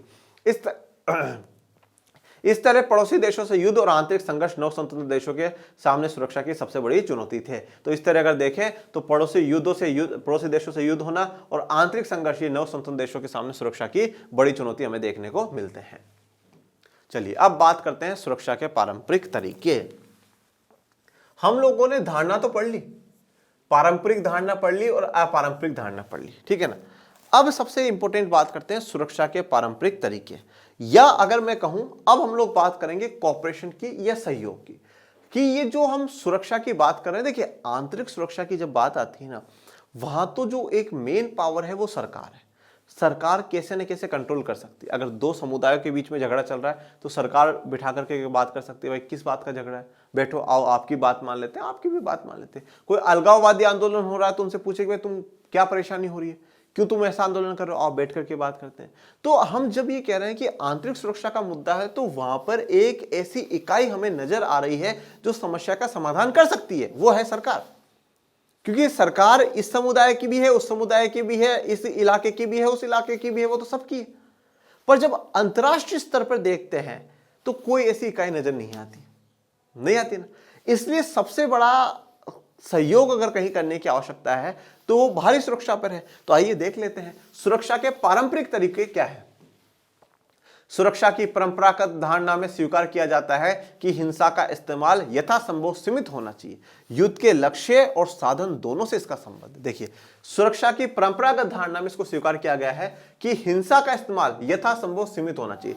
हिंसा का इस्तेमाल यथासंभव सीमित होना चाहिए, मतलब हिंसा लास्ट ऑप्शन होना चाहिए। हिंसा क्या होना चाहिए? लास्ट ऑप्शन होना चाहिए। मतलब जब कुछ भी नहीं बचा तब हिंसा करो। ऐसा नहीं छोटी सी बात हुई, ये लो साहब निकाली बंदूक तोप वोप, ये बम फोड़ दिए या कर दिया खत्म, नहीं, ऐसा नहीं होना चाहिए। लिमिट लगनी चाहिए, हिंसा होनी चाहिए। उसके लक्ष्य और साधन दोनों में इसका संबंध है। न्याय युद्ध की यूरोपीय परंपरा का ही यह प्रवृत्ति विस्तार है कि आज लगभग पूरा विश्व मानता है कि किसी देश को युद्ध उचित कारणों यानी आत्मरक्षा अथवा दूसरों को जनसंहार से बचाने के लिए ही करना चाहिए। देखिए अब क्या बोला जा रहा है, यूरोप की परंपरा। कौन से यूरोप की परंपरा है? वो यूरोप जिन्होंने प्रथम विश्व युद्ध, द्वितीय विश्व युद्ध लड़े, वह यूरोप जिन्होंने आधी से ज्यादा दुनिया में युद्ध हुए वो उन लोगों के कारण हुए, वह यूरोप जिन्होंने एशिया और अफ्रीका के देशों को कंगाल बना दिया। और वो यूरोप वो कह रहा है कि है ना, जो युद्ध हो आत्मरक्षा के लिए और दूसरों को जनसंहार से बचाने के लिए ही करना चाहिए। साहब अगर युद्ध को ना करने की और विश्व में शांति देने की परंपरा अगर किसी की है तो वो भारतवर्ष की है, भारत की, और किसी की नहीं है। यूरोप की कोई ऐसी परंपरा वाले, यूरोप वाले तो आज भी है कि बस मौका मिल जाए तो लड़ने को तैयार है। भारत की परंपरा है, भारत का है, वसुदैव कुटुंबकम की बात करता है भारत की, पूरा विश्व हमारा परिवार है। आज तक भारत ने कभी किसी पर अटैक नहीं करा। भारत शांति के लिए काम करता है। भारत भगवान बुद्ध की भूमि है, भारत भगवान महावीर की भूमि है, भारत महात्मा गांधी की भूमि है, जिन्होंने शांति का, अहिंसा का मैसेज पूरी दुनिया को दिया है। ठीक है ना। तो ये जो शांति की बातें हैं ना, ये शांति की बात अगर भारत जैसे देश के लिए करी जाए तो बहुत अच्छी है। पर ये यूरोप वालों का नाम लेकर के कि नहीं साहब, इनका है ऐसा मानना कि युद्ध सिर्फ आत्मरक्षा के लिए हो या दूसरों को जनसंहार से बचाने के लिए हो। अरे तो भाई, तुमने ही तो सबसे ज्यादा युद्ध करे हैं। अगर आज दुनिया में स्थितियां किसी भी स्तर पर खराब हुई बैठी हुई है ना, तो उसमें यूरोप वालों की बहुत बड़ी देन है। इन्वायरमेंट, पर्यावरण अगर खराब है ना, तो उसमें बहुत बड़ा देन है यूरोप वालों की। भारत में लोग जंगलों को भगवान का रूप मानते थे, पर इन ब्रिटिशर्स ने, यूरोपियों ने क्या करा, जंगलों को कटवा दिया। किसने किसने एनवायरनमेंट को खराब करा? आज कहते हैं पेड़ लगाओ। अरे भाई, हम लोग तो पेड़ों को बचा करके रखने वाले लोग थे। तो ये जो ज्ञान दे रहे हैं ना कि नहीं साहब यूरोप, अरे कहेगा यूरोप ठीक है ना। आज आधी से ज्यादा समस्याओं का जन्मदाता अगर कोई है पूरी दुनिया में तो यूरोप ही है। मैं ये भी नहीं कहता कि यूरोप ने अच्छे काम नहीं किए। यूरोप की इंडस्ट्रियल रिवॉल्यूशन बहुत बड़ी बात है। यूरोप की जो मॉडर्न जो सोच थी, थोड़ी बहुत मॉडर्न सोच उनकी काफी अच्छी है, काफी ठीक है। पर ऐसा ये सिर्फ चलिए जो भी है आप पढ़ते हैं। तो युद्ध तब होना चाहिए जब या तो आप आत्मरक्षा, जब खुद पे खतरा आ जाए और खुद को बचाने की बात हो ना, तभी युद्ध करना चाहिए। या किसी दूसरे को जनसंहार से बचाने के लिए, मतलब किसी पे लोग मारे ही जा रहे हैं और बेचारा दूसरा कुछ कर ही नहीं पा रहा, उनको बचाने के लिए आप युद्ध कर लीजिए। इस दृष्टिकोण के अनुसार किसी युद्ध में युद्ध साधनों का सीमित इस्तेमाल होना चाहिए। तो इस दृष्टिकोण में माने तो किसी युद्ध में युद्ध साधनों का, जो युद्ध के साधन है, मतलब हथियार हो गए, बॉम्ब हो गए, इनका लिमिटेड यूज होना चाहिए, उनका अधिक प्रयोग नहीं होना चाहिए। युद्धरत सेना को चाहिए कि वह संघर्ष विमुख शत्रु, निहत्थे व्यक्ति अथवा आत्मसमर्पण करने वाले शत्रु को न मारे।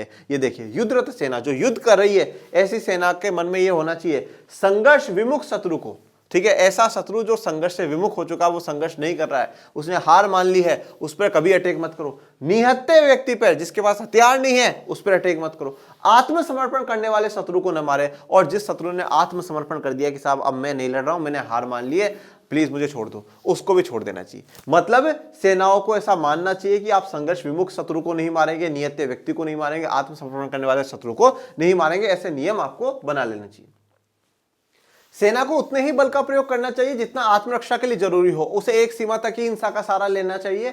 बल प्रयोग तभी किया जाए जब बाकी उपाय असफल हो गए। देखो, तो सेना को उतने ही बल का प्रयोग करना चाहिए जितना आत्मरक्षा के लिए जरूरी हो। जैसा कि अभी अपन ने देखा कि युद्ध होना ही दो कंडीशन में चाहिए, या तो आप खुद की रक्षा करने के लिए या बाकी किसी बड़े जनसंहार से लोगों को बचाने के लिए। मतलब खुद को बचाने के लिए, लोगों को बचाने के लिए ही युद्ध करे, बाकी युद्ध ना करे। और अगर आप युद्ध कर भी रहे हैं तो एक सीमा तक ही हिंसा का सहारा ले। मतलब आप हिंसा को अवॉइड करने की कोशिश करें, प्रयास करें कि ज्यादा से ज्यादा हिंसा ना हो। और आपको युद्ध कब करना है, आपको हिंसा कब करनी है, जब बाकी कोई दूसरा उपाय आपको नजर नहीं आ रहा हो, सारे रास्ते बंद हो गए, तब बस अब यही बचा है कि साहब अब तो लड़ना ही पड़ेगा। वो देश नहीं मान रहा है, वो प्रेम की भाषा नहीं समझ रहा है, तो फिर लड़ो, तो फिर लड़ना ही उचित रहेगा। सुरक्षा की परंपरागत धारणा इस संभावना से इनकार नहीं करती कि देशों के बीच एक न एक रूप में सहयोग हो। इनमें सबसे महत्वपूर्ण है निरस्त्रीकरण, अस्त्र नियंत्रण तथा विश्वास की बहाली। देखिए, अब सुरक्षा की परंपरागत धारणा इस बात को मानती है कि किसी ना किसी रूप में देशों के बीच में क्या होना चाहिए, सहयोग होना चाहिए, कोऑपरेशन होना चाहिए। वो कोऑपरेशन हम तीन प्रकार से देखते हैं। पहला है निरस्त्रीकरण, अभी पढ़ेंगे, अस्त्र नियंत्रण, ये भी पढ़ेंगे, और विश्वास की बहाली, ये भी पढ़ेंगे। तो एक एक को पढ़ते हैं, तीनों में क्या है। सबसे पहले बात करते हैं निरस्त्रीकरण की। देखो, अब सहयोग के मामले में तीन चीजें हैं। पहला है निरस्त्रीकरण।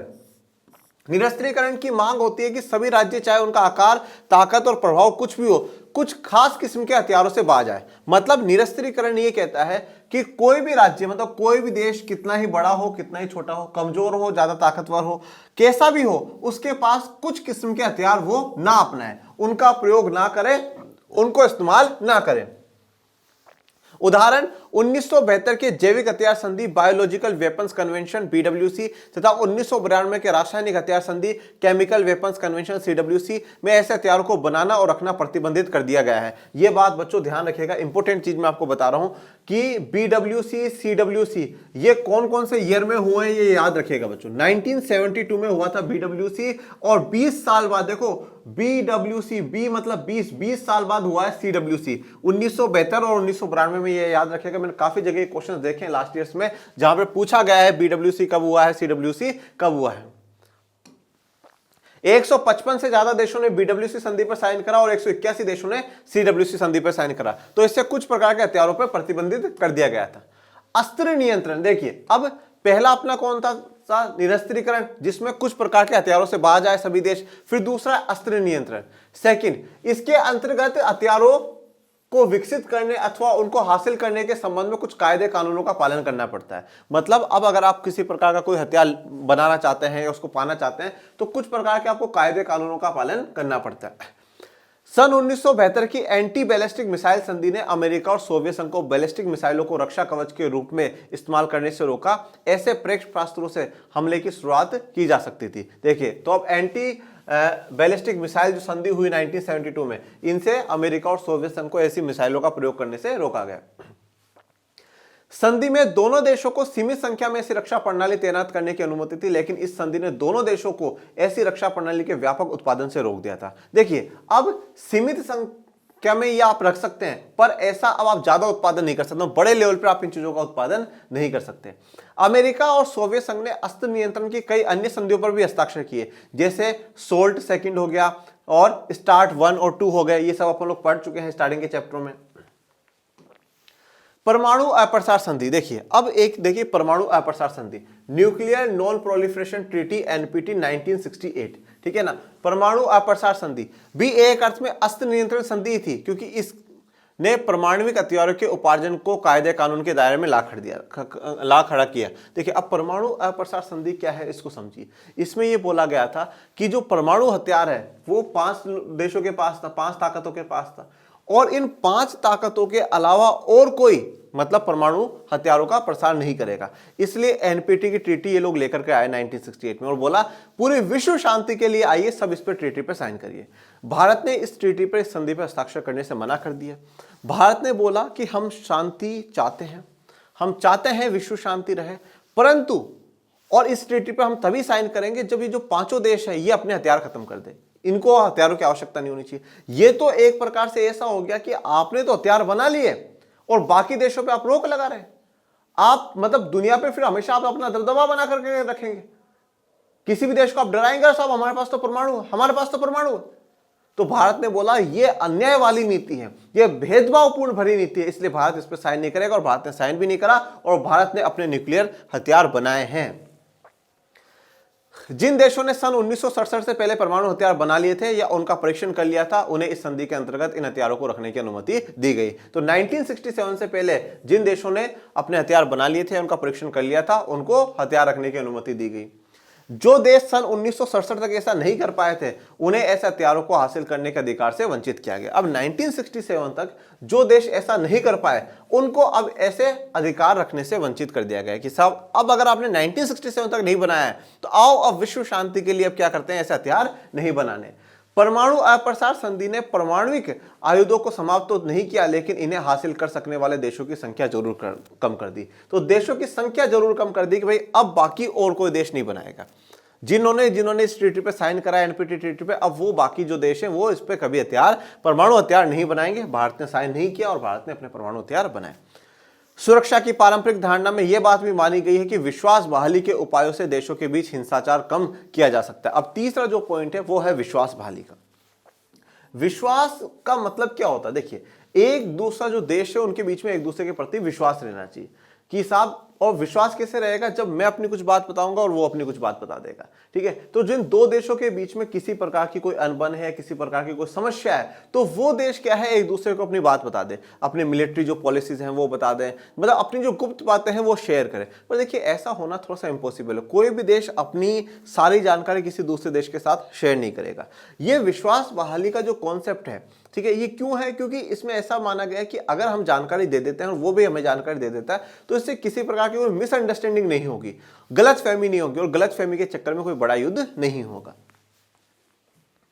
विश्वास बहाली की प्रक्रिया में सैन्य टकराव और प्रतिद्वंदिता वाले देश सूचनाओं तथा विचारों के नियमित आदान प्रदान का फैसला करते हैं। तो विश्वास बहाली की जो प्रक्रिया होती है उसमें सैन्य टकराव, प्रतिद्वंदिता वाली जो देश हैं सूचना और विचारों के नियमित आदान प्रदान करते हैं। मतलब जिन देशों के बीच में किसी प्रकार की वॉर की आशंका हो, कोई दोनों के बीच में कॉम्पिटिशन सा चल रहा हो इस चीज को लेकर करके, तो वो सूचना और विचार आदान प्रदान करते हैं कि साहब हमने ये करा है, हम ऐसा कर रहे हैं, ये ऐसा कर रहे हैं, वो बताएंगे।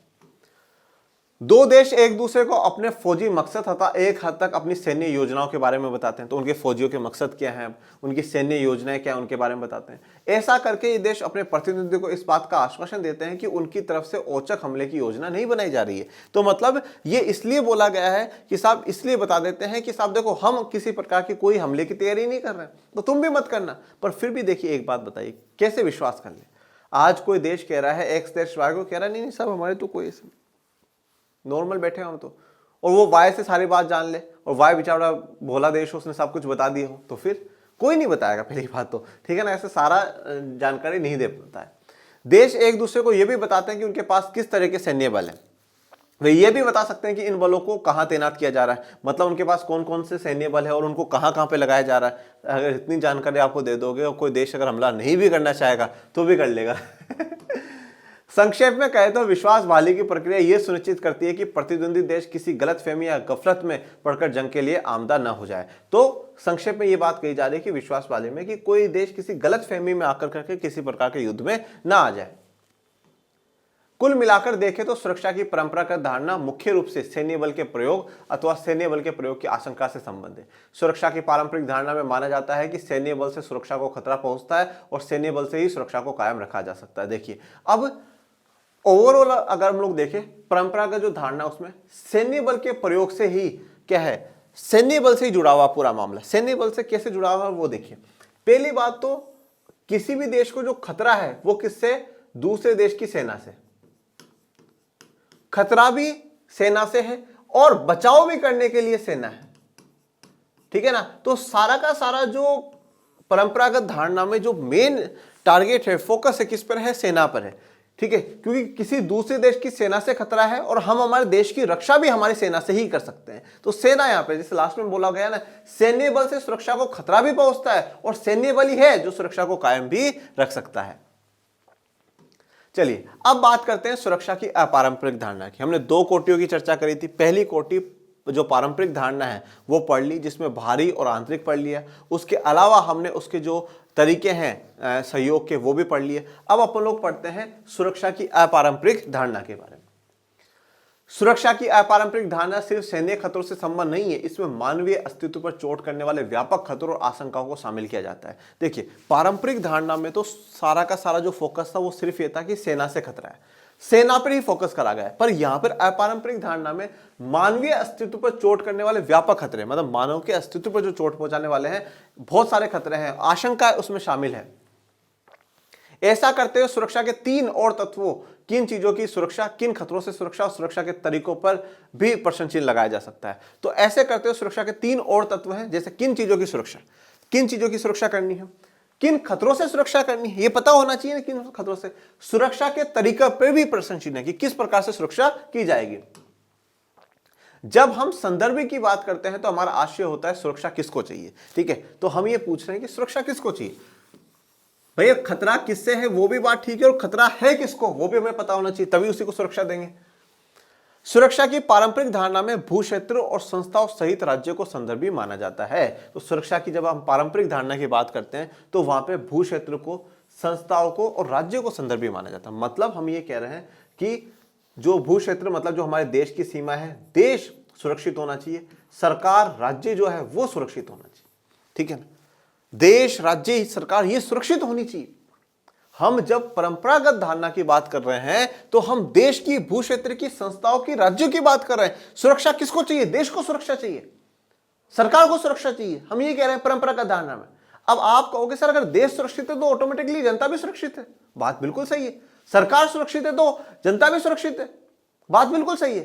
पर आप इस बात को भी मत भूलिए कि पिछले कुछ वर्षों में ऐसा देखा गया है जितने लोग युद्धों से नहीं मरे उतने वहां की सरकार ने लोगों पर जुल्म करके, अत्याचार करके लोगों को मारा काफी देशों में। तो यहां पर सवाल यह उठता है कि क्या सिर्फ एक देश के सुरक्षित होते जनता भी सुरक्षित है? नहीं। ये अगर हम परंपरागत धारणा के हिसाब से देखें कि देश सुरक्षित है तो जनता सुरक्षित है, बिल्कुल सही बात है। क्योंकि अगर हमारे देश पर किसी बाहर की मिलिट्री का अटैक नहीं होगा मतलब जनता सेफ है, जनता सेफ है। पर बाकी और मैटर्स पे भी हमें फोकस करना होगा। सुरक्षा की अपारंपरिक धारणा में संदर्भों का दायरा बड़ा होता है जब हम पूछते हैं सुरक्षा किसको। तो देखिए अब ये पारंपरिक धारणा में तो किसकी बात हो रही है? भू क्षेत्र की, संस्थाओं की, राज्य की, इनकी बात हो रही है। अपारंपरिक धारणाओं में संदर्भों का दायरा और भी बड़ा हो जाता है, और भी बड़ा जो दायरा है वो कवर होता है। देखिए क्या है। तो सुरक्षा की अपारंपरिक धारणा के प्रतिपादकों का जवाब होता है सिर्फ राज्य ही नहीं, व्यक्तियों और समुदायों या कहे कि समूची मानवता को सुरक्षा की जरूरत है। देखिए तो अब यहां पर जो अपरंपरागत जो है इस धारणा के जो प्रतिपादक है, प्रतिपादकों का मतलब है जो फाउंडर्स हैं, जो इसके सपोर्टर्स हैं या इसके जो फाउंडर्स हैं अपारंपरिक धारणा के, वो लोग ये कहते हैं कि सुरक्षा सिर्फ और सिर्फ राज्य को ही नहीं चाहिए। राज्य का मतलब आप देश ले लीजिए, सरकार ले लीजिए, इन्हीं को नहीं, व्यक्तियों को भी सुरक्षा चाहिए, एक एक समुदायों को भी सुरक्षा चाहिए। और सुरक्षा मानवता को सुरक्षा की जरूरत है, समूची मानवता को, समूची मानवता को सुरक्षा की जरूरत है। तो व्यक्तियों को भी है, समुदायों को भी है और पूरी मानवता को सुरक्षा की जरूरत है। इसी कारण सुरक्षा की अपारंपरिक धारणा को मानवता की सुरक्षा या विश्व रक्षा कहा जाता है। तो इसी कारण से सुरक्षा की जो अपारंपरिक धारणा है उसको मानवता की सुरक्षा या विश्व रक्षा जो है वो कहा जाता है। मानवता की रक्षा का विचार जनता जनार्दन की सुरक्षा को राज्यों की सुरक्षा से बढ़कर मानता है। देखिए अब जब हम बात करते हैं मानवता की रक्षा, किसकी रक्षा है? मानवता की रक्षा का विचार जनता जनार्दन की सुरक्षा को राज्यों की सुरक्षा से बढ़कर के मानता है। मतलब राज्यों की सुरक्षा से ज्यादा क्या है? जनता जनार्दन की सुरक्षा होनी चाहिए। मानवता की सुरक्षा और राज्य की सुरक्षा एक दूसरे के पूरक होने चाहिए और अक्सर होते भी हैं। पूरक का मतलब क्या है? एक दूसरे जैसे, मतलब राज्य सेफ है तो जनता भी सेफ है, जनता सेफ है मतलब राज्य भी सेफ है, ऐसा होना चाहिए और होता भी है। लेकिन सुरक्षित राज्य का मतलब हमेशा सुरक्षित जनता नहीं होता। देखिए होना ऐसा ही चाहिए कि अगर देश सेफ है तो जनता भी सेफ है, जनता सेफ देश सेफ, बात तो ठीक है, ये पूरक होना चाहिए। बट हर बार ऐसा हो, ऐसा नहीं होता कि राज्य सेफ है, राज्य सुरक्षित है तो जनता भी सुरक्षित होगी, ऐसा हर बार नहीं होता। मानवता की सुरक्षा के सभी पैरोकार मानते हैं कि इसका प्राथमिक लक्ष्य व्यक्तियों की संरक्षा है। बहरहाल इस बात पर मतभेद है कि ठीक ऐसे कौन से खतरे हैं जिनसे व्यक्तियों को बचाया जाना चाहिए। तो देखिए अपारंपरिक धारणा में जो मानवता की सुरक्षा है उसमें प्राथमिक लक्ष्य जो है वो यही है कि व्यक्तियों की संरक्षण, मतलब व्यक्तियों को संरक्षित करना, व्यक्तियों को बचाना, व्यक्ति की रक्षा करना, यह सबसे महत्वपूर्ण है। इस बात पर मतभेद यह भी है कि कौन से खतरे हैं, कौन से खतरे हैं, व्यक्तियों को कौन से खतरों से बचाया जाना चाहिए, ऐसे कौन कौन से खतरे हैं जिनसे व्यक्तियों को बचाया जाना चाहिए, इस पर भी मतभेद है। पर यह सबसे बड़ी क्लियर बात है कि व्यक्ति की संरक्षा, व्यक्ति को बचाना, व्यक्ति की सुरक्षा करना, यह सबसे महत्वपूर्ण है। मानवता की सुरक्षा का व्यापक अर्थ लेने वाले पैरोकारों का तर्क है कि खतरों की सूची में अकाल, महामारी और आपदाओं को भी शामिल किया जाना चाहिए, क्योंकि युद्ध, जनसंहार और आतंकवाद साथ मिलकर जितने लोगों को मारते हैं उससे कई ज्यादा लोग अकाल, महामारी और प्राकृतिक आपदा की भेंट चढ़ जाते हैं। देखिए अब मानवता की सुरक्षा को जो व्यापक अर्थ में लेने वाले जो पैरोकार है, पैरोकार का मतलब क्या होता है? जो सपोर्टर्स होते हैं, उनका यह मानना है कि इस सूची में कि मतलब किस किस चीज से जनता को बचाया जाना चाहिए, व्यक्तियों को बचाया जाना चाहिए, तो उस सूची में अकाल भी आना चाहिए। अकाल मतलब कहीं पे सूखा पड़ जाता है, सूखा पड़ जाता है, भूखमरी आ जाती है, भूखमरी से काफी लोग मर जाते हैं, तो ये मानव अस्तित्व पे खतरा आ रहा है। महामारी, महामारी में आपने कोरोना को देखा, कोई आपदा आ गई, मतलब कहीं बाढ़ आ गई, सुनामी आ गई, तूफान आ गई, इन आपदाओं से बचाया जाना चाहिए, इन सबको इंक्लूड करा जाना चाहिए, शामिल किया जाना चाहिए, क्योंकि युद्ध, जनसंहार और आतंकवाद साथ मिलकर जितने लोगों को मारते हैं उससे कई ज्यादा लोग अकाल, महामारी और प्राकृतिक आपदा की भेंट चढ़ जाते हैं। जितने लोग युद्ध में मरते हैं, जितने लोग जनसंहार में मरते हैं, आतंकवाद के द्वारा मारे जाते हैं, उससे ज्यादा लोग तो इन अकाल, महामारी, आपदाओं के कारण मर जाते हैं। अब आप सोचे ना, कोरोना से पूरे विश्व में लाखों करोड़ों लोगों की डेथ हुई है, ठीक है, कितने लोगों की डेथ हुई है। तो जितने लोग युद्धों में नहीं मरते उससे ज्यादा महामारियों से, अकाल से, सूखे से, भूखमरी से, इनसे मर जाते हैं। तो इनको भी लिस्ट में जोड़ना चाहिए, क्योंकि इनसे भी जनता को खतरा है, उस व्यक्ति का, मानव का अस्तित्व जो है वो खतरे में आ रहा है। मानवता की सुरक्षा के व्यापकतम अर्थ में आर्थिक सुरक्षा और मानवीय गरिमा की सुरक्षा को भी शामिल किया जाता है। तनिक अलग अंदाज में कहे तो मानवता की रक्षा के व्यापकतम नजरिए में जोर अभाव से मुक्ति और भय से मुक्ति पर दिया जाता है। देखिए, अब जब आप मानवता की सुरक्षा पे और भी व्यापक होते हैं, आप और भी ज्यादा उसको ब्रॉड करना चाहते हैं, और भी बड़े लेवल पे ले जाना चाहते हैं, तो आर्थिक सुरक्षा की भी बात होती है। आर्थिक सुरक्षा का मतलब है अभाव से मुक्ति। अभाव का मतलब क्या होता है? कुछ नहीं होना हमारे पास, ठीक है ना। अभाव का मतलब है हमारे पास कुछ नहीं होना, तो कुछ नहीं होने से भी मुक्ति मिलनी चाहिए। मतलब जिन लोगों को मूलभूत आवश्यकताएं नहीं मिल रही है वो मिलनी चाहिए, जिनके पास 2 वक्त का खाना नहीं मिल रहा है वो मिलना चाहिए, उनकी आर्थिक स्थिति सुधार होनी चाहिए। ये अभाव जो है कि उनके पास ये नहीं है, उस नहीं से भी उनको मुक्ति मिलनी चाहिए। उसके अलावा मानवीय गरिमा की सुरक्षा, मानवीय गरिमा मतलब मानव के मान सम्मान की जो है उसकी भी सुरक्षा होनी चाहिए। मतलब भय से मुक्ति हो, उसके मन में किसी प्रकार का डर ना हो कि साहब उस वर्ग के लोग मुझे दबा देंगे, उस वर्ग के लोग मुझे मारेंगे, मैंने ये कर दिया, मैंने वो कर दिया, ऐसा कर दिया। मानवीय गरिमा मतलब मानव के सम्मान के लिए भी जो बात है वो भी सुरक्षा का मुद्दा यहां पर होना चाहिए। तो और भी व्यापक अर्थ में सुरक्षा की चर्चा होती है, तो आर्थिक सुरक्षा पर भी बात होती है और मानवीय गरिमा की सुरक्षा पर भी बात होती है। बच्चों, जीवन में सेल्फ रेस्पेक्ट से बढ़कर के, आत्मसम्मान से बढ़कर के कोई चीज नहीं होती। अगर हमने जिस दिन हमारे आत्मसम्मान को, सेल्फ रेस्पेक्ट को बेच दिया, उस दिन हमने सब कुछ बेच दिया। मैं आपको विश्वास के साथ जीवन में कहता हूं, 2 बातें आप जीवन में हमेशा याद रखिएगा। पहली बात तो देखिए बच्चों, कभी भी डिप्रेशन में मत जाइएगा। जीवन में कुछ भी हो, देखिए बहुत सी बार ऐसा होता है, लोग कहते हैं हम कमा नहीं पा रहे, हम ये नहीं कर पा रहे। अरे कोई बात नहीं यार, और कुछ बेहतर ऑप्शंस होंगे। डिप्रेशन में कभी नहीं जाना। मेरे विद्यार्थी अगर आप हैं, आप मुझे अपना गुरु मानते हैं, टीचर मानते हैं, तो मेरा रिक्वेस्ट है आप लोगों से, जिंदगी में कभी डिप्रेशन में मत जाइए। मस्त रहिए, जो हो गया सो हो गया, हो जाएगा, सुधार हो जाएगा। जो बीत गई सो बीत गई, आगे की हम बात करें। कभी डिप्रेशन में नहीं जाना। और आप जीवन में ये सोच, मैं सच में, मैं कुछ समय से ऐसा ही जीवन में भाव रखता हूं कि अगर भगवान, जो जानवर है जो बोल नहीं सकता, जो कमा नहीं सकता, उसको भी अगर भगवान 2 वक्त का खाना दे रहा है, तो मैं तो इंसान हूं, उस भगवान की सर्वश्रेष्ठ रचना हूं मैं, तो सबसे प्रिय लोगों में से हूं मैं, तो फिर मुझे तो 2 वक्त की कहीं ना कहीं व्यवस्था कराई देगा। तो फिर किस बात का डिप्रेशन, किस बात की चिंता? तो पहली बात तो कोई डिप्रेशन चिंता नहीं। 12th में मेहनत करो, जी जान लगा के मेहनत करो। परसेंटेज कम आ जाए, आपकी उम्मीद 90 की थी, 80 बन गई, कोई बात नहीं, बन गई, मैंने मेहनत करी, मैं सेटिस्फाइड हूं। बन गए सो बन गए, अब आगे देखते हैं। कॉलेज करा, यूपीएससी दिया, यूपीएससी में नहीं हुआ, कोई बात नहीं, और कुछ करेंगे। एक एग्जाम ना निकालना, एक चीज ना होना, एक व्यक्ति का ना मिलना, एक जॉब हाथ से चले जाना, इन सब में डिप्रेशन में आने वाले व्यक्ति थोड़ी हैं अपन लोग। कभी भी नहीं। जीवन में कभी डिप्रेशन में मस्त रहा करो, बिंदास रहा करो बेटा, हंसते खेलते रहा करो, जो होगा देखा जाएगा, मस्त। तो पहली बात तो कभी जीवन में डिप्रेशन नहीं। दूसरी बात क्या होना चाहिए? आत्मसम्मान बेटा। हम आत्मसम्मान के लिए कुछ भी त्याग दें। सेल्फ रेस्पेक्ट होनी चाहिए ना यार। क्या है, नहीं वो मुझे कुछ भी बोल रहा है फिर भी मैं काम छोड़ नहीं करना चाह, देखा जाएगा, और कुछ जो मिलेगा तो मिलेगा, नहीं तो जो नहीं मिलेगा। आत्मसम्मान, सेल्फ रेस्पेक्ट बहुत जरूरी है। और सेल्फ रेस्पेक्ट, अगर आप खुद की रेस्पेक्ट करते हैं तो दुनिया आपकी रेस्पेक्ट करेगी। First point. और सेकंड इंपॉर्टेंट पॉइंट बेटा ये है कि आप अपनी तरफ से हर व्यक्ति का सम्मान करिए।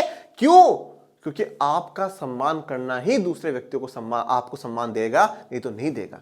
आप किसी व्यक्ति के साथ किसी वर्ग के आधार पर, किसी आर्थिक स्थिति के आधार पर सम्मान मत दिखाइए कि नहीं साहब ये तो अमीर आदमी, तो मैं इसके प्रति बहुत सम्मान है, और ये गरीब इसके प्रति नहीं। गलत बात। देखिए, कोई देखे ना देखे, ऊपर वाला जरूर देखता है, और उसके घर में कोई भेद नहीं होता, किसी आधार पे भेद नहीं होता, आर्थिक पे आधार पे, जाति के आधार पे, वर्ग के आधार पे, इस आधार पे, उस आधार पे नहीं। उसकी नज़र में सब एक है और उसकी नज़र में सब बराबर है। और जिस दिन वो लाइन में लगाएगा ना, तो बहुत अच्छे से लगा देगा। चलिए, विश्वव्यापी खतरे जैसे वैश्विक तापवृद्धि, ग्लोबल वार्मिंग, अंतर्राष्ट्रीय आतंकवाद तथा एड्स और बर्ड फ्लू जैसी महामारियों के मद्देनजर 1990 के दशक में विश्व सुरक्षा की धारणा उभरी। अब विश्वव्यापी खतरे अगर देखें, वैश्विक तापवृद्धि मतलब जो ग्लोबल वार्मिंग हो रही है, वैश्विक तापवृद्धि में क्या हो रहा है बेटा, यहाँ से जो ग्रीन हाउस गैसेज है वो बढ़ रही है। ग्रीन हाउस गैसेज जैसे CO2 हो गया, मीथेन हो गई, ये गैसेज यहाँ से पृथ्वी से ज्यादा बढ़ रही है। उससे तापमान हमारी पृथ्वी का बढ़ रहा है, और पृथ्वी का तापमान बढ़ने से हमें अलग अलग समस्याएं देखने को मिल रही है। ये हम नेक्स्ट चैप्टर में, पर्यावरण वाले चैप्टर में और डिस्कस करेंगे। अंतर्राष्ट्रीय आतंकवाद, आज आतंकवाद पूरी दुनिया के सामने एक बड़ी समस्या बनकर के खड़ी है। एड्स और बर्ड फ्लू जैसी महामारियां हैं, ये हैं। इन सभी को ध्यान में रखते हुए 1990 के दशक में विश्व सुरक्षा की धारणा उभरी कि विश्व सुरक्षा जो है उस पर कॉन्सेप्ट आया। देखो अभी मैंने डिप्रेशन की बात करी थी, मैं एक व्यक्ति का जिक्र करता हूँ। मैंने मतलब जहाँ मेरे जीवन में मैंने पढ़ाना शुरू किया थे मैम प्रभा मावर। मतलब मैं हमेशा जीवन में कहता हूँ कि अगर मनीष है तो मनीष अपने माता पिता की देन है, और अगर मनीष सर है ना तो वो प्रभा मावर की देन है। मतलब अगर प्रभा मैम नहीं होते ना तो मनीष सर कभी जिंदगी में टीचिंग लाइन में नहीं होते। मुझे टीचिंग लाइन में लाना, टीचर बनाने में अगर किसी का योगदान है तो वो प्रभा मावर मैम का। मैंने उनके पास बच्चों 2.5 से 3 साल तक पढ़ाया। फिर उसके बाद कुछ कोरोना टाइम पीरियड आ गया, छूट गया। फिर बाद में बड़ा दुर्भाग्य रहा कि उनको कैंसर हो गया। और जब मुझे पता चला, उन्होंने ही मुझे बताया था, पर जब पता चला उसके भी लगभग वो 5-6 महीने तक रहे। उन्होंने जिंदगी में मुझे एक बात कही, मनीष मैं किसी से डिस्कस नहीं करती हूं कि मुझे ये प्रॉब्लम है, क्योंकि लोग आएंगे, अरे मैम इसमें तो ऐसा हो जाता है, इसमें वो मुझे फालतू की टेंशन देकर के जाएंगे। मैं तो अपना सुबह ये काम कर देती हूँ, वो कर देती हूँ, ये कर देती हूँ। उस व्यक्ति के चेहरे पे टेंशन नहीं थी, डिप्रेशन नहीं था, और मुझे बीमारी हो गई।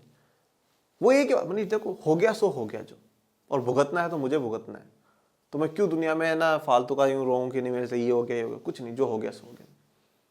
मतलब बड़ी हिम्मत मैम रखते थे, बहुत हिम्मत थी उनमें, और उनका बस विश्वास था कि नहीं मैं ठीक हो जाऊंगी। पर थोड़ा सा दुर्भाग्य रहा कि उनके थोड़ा जॉन्डिस हुआ, और उस समय पूरा ट्रीटमेंट जो है ऊपर नीचे हो गया, ठीक नहीं हो पाया ट्रीटमेंट। और दुर्भाग्य है कि मतलब मैं कहता हूँ मैंने मेरे जीवन में जो मेरे सबसे करीबी लोग हैं, मतलब जिनका मैं अपने शीश पर हाथ हमेशा चाहता था, उनमें से एक प्रभा मैम थे। उनका हाथ फिर 2021 के फेब में मेरे से हट जाता है, उनकी डेथ हो जाती। पर उस व्यक्ति ने ये सिखाया कि नहीं मनीष कुछ नहीं, कोई डिप्रेशन नहीं होता, कोई प्रॉब्लम नहीं होती, जिंदगी जैसी है जिएंगे, जो ऊपर वाले ने दिया है हम डट कर करके सामना करेंगे। बहुत मेहनत उन्होंने करी। तो जब ऐसे लोग ऐसी समस्याओं से नहीं डरते, हम नंबर कम आ गए, अरे तो क्या हो गया, अगली बार अच्छा आ जाएंगे, मस्त रहो। जॉब नहीं मिली, जॉब काम 8 घंटे का होता है, पैसे 2,000-4,000, छोड़ दे जॉब, बाकी दूसरी कर लेंगे, कुछ तो बढ़िया होगा ही जीवन में। ऐसे फालतू में डिप्रेशन में आना, जीवन को त्यागना सबसे वाहियात बात है। कोई भी देश इन समस्याओं का समाधान अकेले नहीं कर सकता।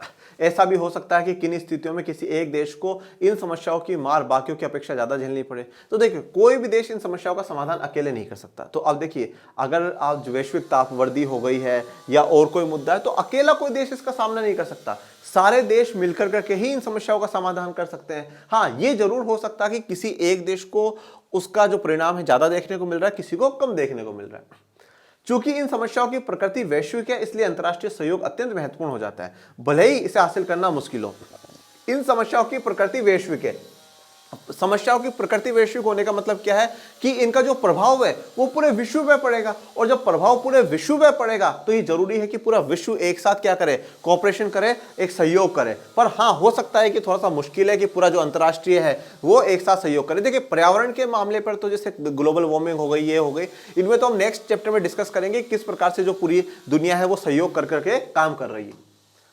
चलिए अब हम लोग बात करते हैं खतरे के नए स्रोत। ठीक है, new sources of danger, threat. ठीक है, जो थ्रेट है, खतरा है, उसके कौन कौन से नए नए सोर्सेज अब आगे आए हैं। सुरक्षा की अपारंपरिक धारणा के 2 पक्ष हैं, मानवता की सुरक्षा और विश्व सुरक्षा। ये दोनों सुरक्षा के संदर्भों में खतरों की बदलती प्रकृति पर जोर देते हैं। अब देखिए कुछ समय के साथ कुछ नए नए खतरे हमें देखने को मिले, जैसा कि आइए सबसे पहला जो है वो है आतंकवाद। ठीक है ना, आतंकवाद का जो खतरा है, टेररिज्म जो है वो देखते हैं क्या है। आतंकवाद का आशय राजनीतिक खून खराबे से जो जानबूझकर और बिना किसी मुरव्वत के नागरिकों को अपना निशाना बनाता है। तो आतंकवाद का मतलब क्या है, बिना जानबूझ करके, मतलब खुद अपनी इच्छा से और बिना किसी मुरव्वत, मतलब बिना किसी को इरादे के नागरिकों को क्या है, निशाना बनाया जाता है। ठीक है, बस उनका लक्ष्य इतना सा होता है कि उस देश की सरकार को कमजोर करना, अपनी कुछ डिमांड है वो डिमांड्स फुलफिल करवाना। मतलब वो आतंकवाद में क्या होता है कि आर्मी से, मिलिट्री से नहीं लड़ रहे, वो जनता पर अटैक कर रहे हैं, जनता को मार रहे हैं। और जनता सरकार की सबसे बड़ी कमजोरी होती है, क्योंकि सरकार क्या है, जनता का प्रतिनिधित्व है, जनता ही नहीं है तो फिर क्या है। और जब जनता पर दबाव आ जाता है, जब जनता को मारने लग जाते हैं, तो सरकार पे वो दबाव बनाते हैं, देखिए अगर इतने लोगों को, अगर आपने हमारी भी बात नहीं मानी तो हम इतने लोगों को और मार देंगे। कोई राजनीतिक संदर्भ या स्थिति नापसंद हो तो आतंकवादी समूह उसे बल प्रयोग अथवा बल प्रयोग की धमकी देकर बदलना चाहता है। अगर जो आतंकवादी समूह है उसको उस देश में कोई राजनीतिक स्थिति ठीक ना लग रही हो, नापसंद हो, उसको कुछ चीज अच्छा नहीं लग रहा है, तो वो बल प्रयोग कर सकता है या बल प्रयोग की धमकी दे सकता है कि अगर ऐसा नहीं हुआ तो हम ऐसा कर देंगे। जनमानस को आतंकित करने के लिए नागरिकों को निशाना बनाया जाता है और आतंकवाद नागरिकों के असंतोष का इस्तेमाल राष्ट्रीय सरकारों अथवा संघर्षों में शामिल अन्य पक्ष के खिलाफ करता है। जनमानस को आतंकित करने के लिए, जनमानस मतलब जनता है, इसको आतंकित करने के लिए, इसको डराने के लिए, इसको परेशान करने के लिए नागरिकों को निशाना बनाया जाता है। और जब नागरिकों को निशाना बनाया जाता है तो राष्ट्रीय सरकार अथवा संघर्षों में जो शामिल अन्य पक्ष उनके खिलाफ करता है। तो राष्ट्रीय सरकार को दबाने की कोशिश करेगा, उनसे अपनी जो मांग है वो मनवाने की कोशिश करेगा आतंकवादी समूह।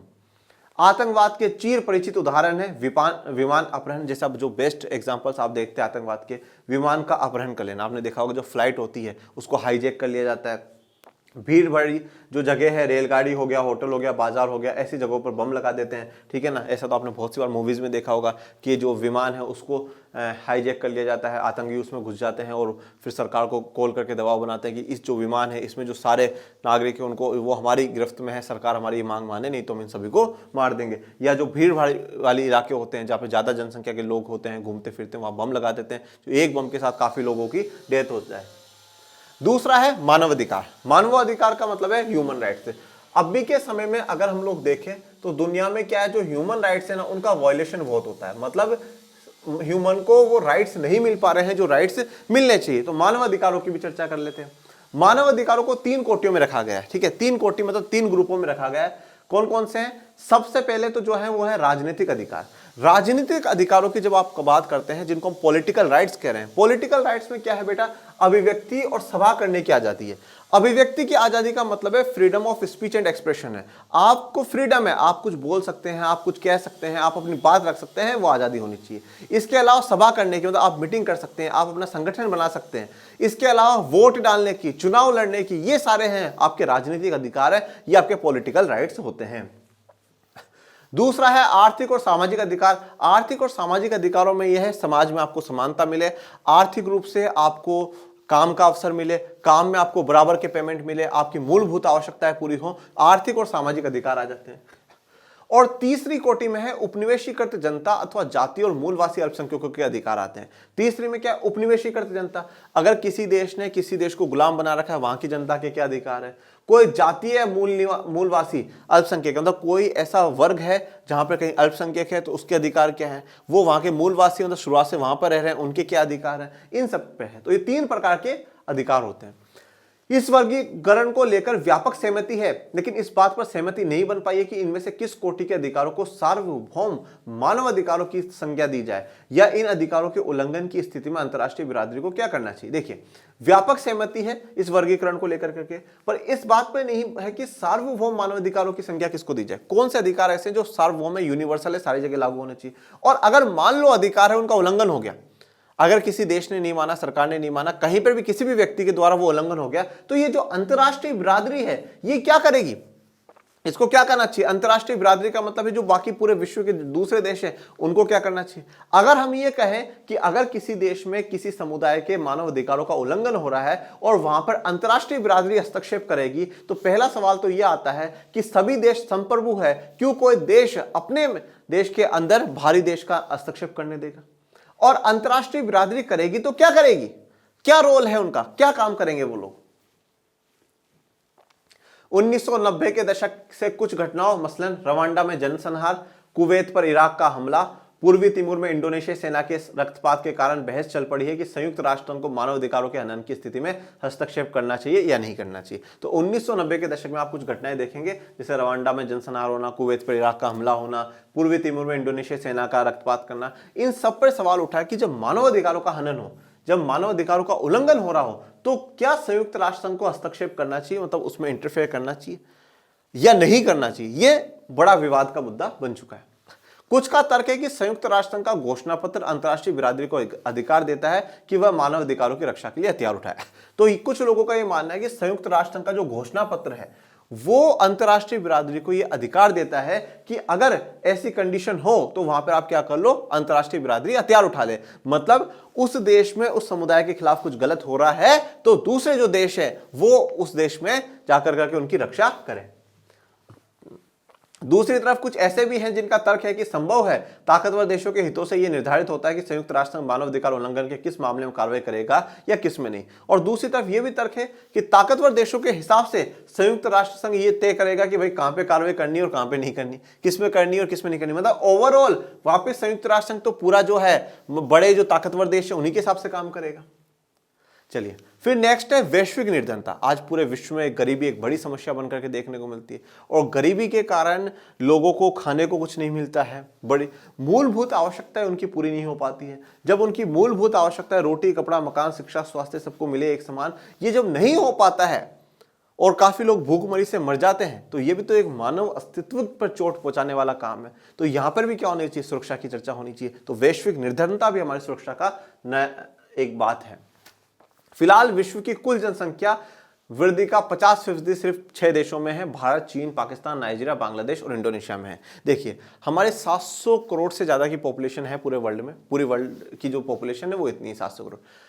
जनसंख्या में जो वृद्धि हो रही है, बढ़ोतरी हो रही है, उसमें 50% की जो बढ़ोतरी वो तो इन 6 देशों में होती है, भारत में, चीन में, पाकिस्तान में, नाइजीरिया में, बांग्लादेश में और इंडोनेशिया में। प्रति व्यक्ति उच्च आय और जनसंख्या की कम वृद्धि के कारण धनी देश अथवा सामाजिक समूहों को और धनी बनने में मदद मिलती है, जबकि प्रति व्यक्ति निम्न आय और जनसंख्या की तीव्र वृद्धि एक साथ मिलकर गरीब देशों और सामाजिक समूहों को और गरीब बनाती है। देखिए अब जो अमीर देश है, जो डेवलप्ड कंट्रीज है, वहां पर क्या है, वहां पर जनसंख्या जो है वो कम है, जनसंख्या बढ़ रही है पर कम स्पीड से बढ़ रही है, इतनी नहीं बढ़ रही। तो वहां पे जनसंख्या कम है तो वहां पे लोगों की इनकम क्या है, थोड़ी ज्यादा है। इनकम ज्यादा है तो उनकी स्थितियां सुधर रही है। क्योंकि देखो आज मान लीजिए कोई परिवार है, आज परिवार है तो अगर उसके जैसे मान लीजिए 2 बच्चे हैं, अब 2 बच्चे हैं तो 2 बच्चों पे वो खर्चा करेगा और करेगा, कर लेगा लिमिट का, और उनको थोड़ा पढ़ा लिखा के अच्छा बनाएगा, उनको अच्छी स्थिति में पहुंचाएगा। एक इकोनॉमिस्ट है, अर्थशास्त्र है, मुझे उनका अर्थशास्त्री हो नाम याद नहीं आ रहा, शायद रेगनर फ्रिच करके ऐसा कुछ नाम है उनका। तो वो एक बात कहते हैं कि गरीबी का कुचक्र है, रेगनर फ्रिच है या नक्स ऐसे करके उनका कुछ नाम है, नाम पे फोकस मत करिए, यहाँ पे बात जो कह रहे हैं वो ये कह रहे हैं कि गरीब खुद गरीबी को जन्म देता है। कैसे, जैसे आज ये परिवार है, अब ये परिवार में जैसे बच्चे हैं तो वो भी अशिक्षित है, वो पढ़ नहीं पा रहे हैं गरीबी के कारण। अब ये भी क्या हुआ, उन जल्दी से काम धंधा, माँ बाप के साथ काम धंधे पे चले जाएंगे, जल्दी शादी हो जाएगी, फिर इनके भी ज्यादा जो है ज्यादा बच्चे होंगे, फिर वो वापस इसी चाल में चलते जाएंगे, वो गरीबी में फंसते जाते हैं। तो इसलिए क्या होता है कि जनसंख्या पे थोड़ा सा कंट्रोल लगे और हम हमारी इनकम को बढ़ाने का काम करें, जिससे हमारा जीवन का स्तर है वो सुधरे। तो डेवलप्ड कंट्रीज में तो ये हो रहा है, पर डेवलपिंग जो कंट्रीज हैं उनमें क्या पॉपुलेशन बहुत तेजी से बढ़ रही है, तो अब ज्यादा पॉपुलेशन है तो इनकम वहां पे लोगों की कम है, तो वो और गरीब होते जा रहे हैं।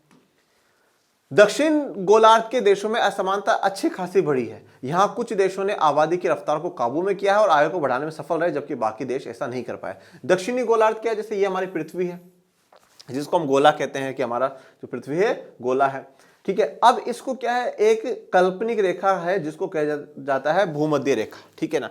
वो पृथ्वी को 2 भागों में बांटते, काल्पनिक है, सच में आप स्पेस में जाकर के देखेंगे तो ऐसी रेखा आपको देखने को नहीं मिलेगी, काल्पनिक है। अब गोला अर्ध, गोला अर्ध का मतलब क्या, आधा गोला, गोला और अर्ध तो आधा गोला, तो ये उत्तरी गोलार्ध हो गया, उत्तर में है, और ये दक्षिणी गोलार्ध हो गया। ये उत्तरी गोलार्ध वाले जो देश होते हैं ना ज्यादातर विकसित देश हैं, जैसे आप देखोगे अमेरिका इधर आ जाएगा, यूरोप की जो कंट्रीज है वो आ जाएंगी, एशिया में भी आप देखेंगे तो जैसे रशिया है, चाइना है, इंडिया है, ये विकसित और उभरते हुए इकोनॉमियां हैं, तो ये अच्छे हैं। पर आप दक्षिण की तरफ देखोगे, जैसे अफ्रीका पूरा महाद्वीप है, दक्षिण अमेरिका है, तो वहां खूब तो भयंकर जनसंख्या बढ़ रही है, और उसके साथ साथ क्या है, वो पर कैपिटा इनकम में जो प्रति व्यक्ति आय है वो उतनी नहीं बढ़ रही है। कुछ देशों ने जनसंख्या को काबू करने में सफल हुए हैं पर बाकी देश नहीं हुए। दक्षिणी गोलार्ध के देशों में मौजूद गरीबी के कारण अधिकाधिक लोग बेहतर जीवन, खासकर आर्थिक अवसरों की तलाश में उत्तरी गोलार्ध के देशों में प्रवास कर रहे हैं। इससे अंतर्राष्ट्रीय स्तर पर राजनीतिक मतभेद उठ खड़ा हुआ है। दक्षिणी गोलार्ध के देशों में जो मौजूद गरीबी है, अब उसके कारण क्या हो रहा है, लोग उत्तरी गोलार्ध में क्या कर रहे हैं, प्रवास कर रहे हैं, मतलब प्लान कर रहे हैं। लोग क्या कर रहे हैं, जैसे यहां पर अब काफी समस्या है, अच्छा रोजगार नहीं है, अच्छी जो सुविधा है वो नहीं है, तो यहाँ के लोग उत्तरी गोलार्ध में जा रहे हैं, यहाँ के देशों में जा रहे हैं। तो उससे क्या है, राजनीतिक मतभेद उठ खड़ा हुआ है कि साहब वहां के लोग हमारे यहाँ पर आकर काम कर रहे हैं, हमारे संसाधनों को है, हमारे संसाधनों को छीन रहे हैं। अंतरराष्ट्रीय कायदे कानून, आप्रवासी, देखिए अब वेरी इंपॉर्टेंट ये बात ध्यान रखिएगा, आप्रवासी और शरणार्थी, मतलब माइग्रेंट, जो माइग्रेंट है वो, और शरणार्थी मतलब रिफ्यूजी, इनको डिफाइन कराए। और मैंने बोर्ड के एग्जाम में देखा था, सवाल पूछा है कि आप्रवासी और शरणार्थी में अंतर बताइए, 2 मार्क्स का सवाल है। तो अंतर्राष्ट्रीय कायदे कानून जो अपनी मर्जी से स्वदेश छोड़ दे वो आप्रवासी। तो अंतर्राष्ट्रीय कायदे कानून उन्होंने कैसे बताया है, आप्रवासी को जो अपनी मर्जी से देश को छोड़ दे। जैसे भाई आज मान लीजिए मैं एक स्थान पे रहता हूं, मुझे लगा कि यार यहाँ पर अच्छा काम नहीं है, अच्छी सुविधा नहीं, मैं अपने देश के अंदर ही कोई दूसरी जगह चला गया, मैं अपनी मर्जी से गया हूं, या मैं अपने देश से दूसरे देश में गया हूं तो भी मैं अपनी मर्जी से गया। पर देखिए बच्चों, मैं आपको एक चीज हमेशा जीवन में कहता हूं, आप अवसर ढूंढने का जो प्रयास करें ना वो देश के अंदर करें, देश के अंदर चाहे कहीं पर भी करें, ठीक है ना। आप एक राज्य से दूसरे राज्य में जाइए, दूसरे से तीसरे में जाइए, कोई दिक्कत वाली बात नहीं, पर देश छोड़ने की जो बात है ना वो मत सोचिएगा, ठीक है। नहीं साहब हमारे देश में तो अवसर ही नहीं है, हमारे देश में तो कुछ अच्छा ही नहीं है, ये बेकार है, वो बेकार है, ये परेशानियां, ये समस्या है। अरे भाई जब हमारे देश की समस्याओं को हम ही दूर नहीं करेंगे तो फिर कौन करेगा। आप पढ़ लिख लिए, आप पढ़े भारत से, आप खाए पिए भारत का, आप पर संसाधन खर्च करे भारत ने, और आप जब आप बिल्कुल ऐसे हुए कि आप भारत को कुछ दें, तब आप उठे, आप अमेरिका चले गए, आप चाइना चले गए, आप ब्रिटेन चले गए, वहां जाकर के बड़ी बड़ी कंपनियों में जॉब करो। अरे भाई ये क्या बात हुई। हमने अगर लिया सब कुछ भारत से है तो जब हमारा देने का समय है तो हम जी जान लगा के भारत के लिए देंगे। कुछ स्थितियां ठीक नहीं, स्थितियां सुधारेंगे आप, पर भारत छोड़ करके नहीं जाएंगे। आप सोचिए जब डॉक्टर कलाम अमेरिका चले जाते उनकी साइंटिस्टों की एजेंसी में, तो फिर इंडिया क्या आज साइंस में इतनी तरक्की कर पाता? नहीं कर पाता। अगर डॉक्टर बाबा साहब अंबेडकर को इतने अच्छे अवसर विदेशों में मिल रहे थे, खूब भारत के सबसे पढ़े लिखे व्यक्तियों में एक नाम डॉक्टर अंबेडकर का आता है, अगर वह व्यक्ति बाहर रह जाते, वहां के सुख सुविधाओं में रह जाते, तो देश में करोड़ों वंचित पिछड़ों महिलाओं की जो आजादी है वो कैसे मिल पाती, कैसे उनका जीवन अच्छा सुधर पाता, कैसे भारत के संविधान में बड़ी भूमिका निभा पाते।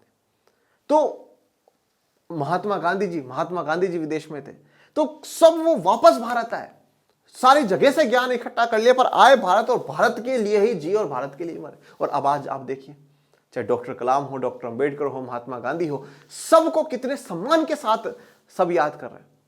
तो देश नहीं छोड़ना चाहिए, ठीक है ना। तो जब हम हमारी इच्छा से एक स्थान से दूसरे स्थान पर काम करने के लिए किसी भी अवसर के कारण जाते हैं, वो हम अप्रवासी कहलाएंगे। और शरणार्थी कौन है?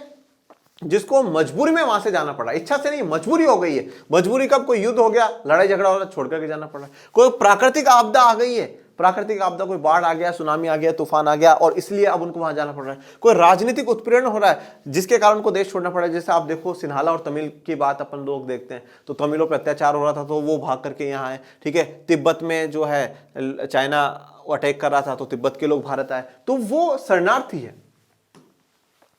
सामान्यतः उम्मीद की जाती है कि कोई राज्य शरणार्थियों को स्वीकार करेगा, लेकिन उन्हें अप्रवासियों को स्वीकार करने की बाध्यता नहीं होती।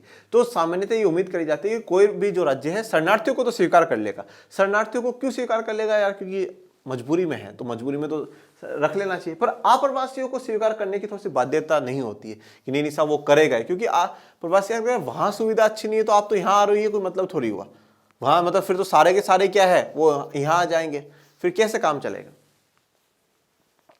शरणार्थी अपनी जन्मभूमि को छोड़ते हैं, जबकि जो लोग अपना घर बार छोड़ चुके परंतु राष्ट्र सीमा के भीतर ही हैं, उन्हें आंतरिक रूप से विस्थापित जन कहा जाता है। अब शरणार्थी तो क्या है? जो अपनी जन्मभूमि को छोड़ते हैं, लेकिन जन्मभूमि को, घर बार को छोड़ दिया पर देश की सीमाओं के अंदर ही है, उनको क्या कहा जाएगा? आंतरिक रूप से विस्थापित जन। मतलब आंतरिक रूप है, अंदर ही है, पर विस्थापित कर दिया गया, उस स्थान से उनको निकाल दिया गया है। 1990 के दशक की शुरुआती सालों में हिंसा से बचने के लिए कश्मीर घाटी छोड़ने वाले कश्मीरी पंडित आंतरिक रूप से विस्थापित जन के उदाहरण हैं। तो कश्मीरी पंडित जो हैं वो आंतरिक रूप से विस्थापित जन के उदाहरण हैं। विश्व का शरणार्थी मानचित्र विश्व के संघर्ष मानचित्र से लगभग हूबहू मेल खाता है, क्योंकि दक्षिणी गोलार्ध के देशों में सशस्त्र संघर्ष और युद्ध के कारण लाखों लोग शरणार्थी बने और सुरक्षित जगह की तलाश में निकले। तो आप देखिए कि लाखों लोग शरणार्थी बने और सुरक्षित जगह की तलाश में निकले हैं।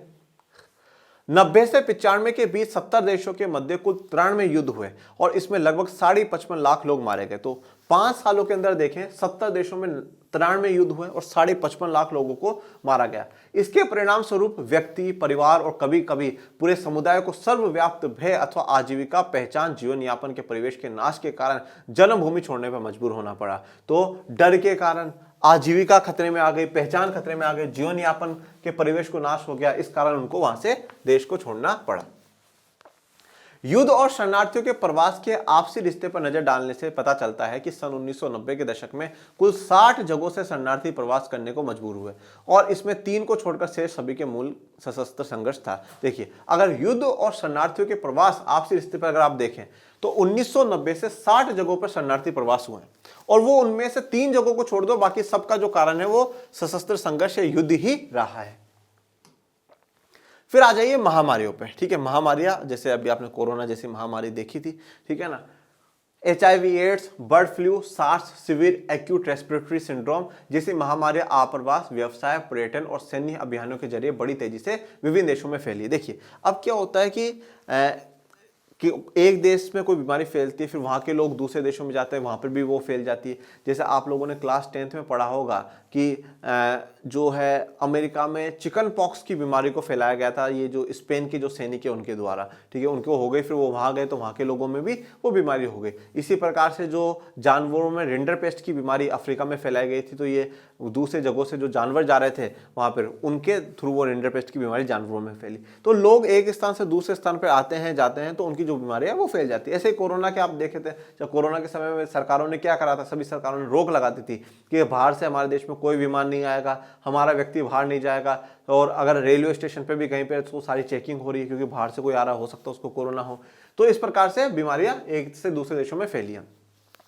इन बीमारियों के फैलाव को रोकने में किसी एक देश की सफलता अथवा असफलता का प्रभाव दूसरे देशों में होने वाले संक्रमण पर पड़ता है। इन बीमारियों के फैलाव पर रोकने की किसी एक देश की सफलता और असफलता का प्रभाव दूसरे देशों पर भी पड़ता है। अगर बाकी असफल होंगे तो प्रभाव सभी पे पड़ेगा और कोई सफल होगा तो उसका भी प्रभाव पड़ेगा। अनुमान है कि 2003 तक पूरी दुनिया में 4 करोड़ लोग HIV एड्स से संक्रमित हो चुके हैं। इसमें 2/3 लोग अफ्रीका में रहते हैं। मतलब 4 करोड़ लोग 2003 तक HIV एड्स से संक्रमित है, HIV एड्स की उनको बीमारी है। 2/3 लोग अफ्रीका में रहते हैं, मतलब इन 4 करोड़ का 2/3 अफ्रीका में, और बाकी जितना है उसका 50% दक्षिण एशिया में, जबकि शेष के 50% दक्षिण एशिया में, और जो अब बाकी कितना रह गया 1/3, और इस 1/3 का भी जो 50% है वो दक्षिण एशिया में देखने को मिलता है।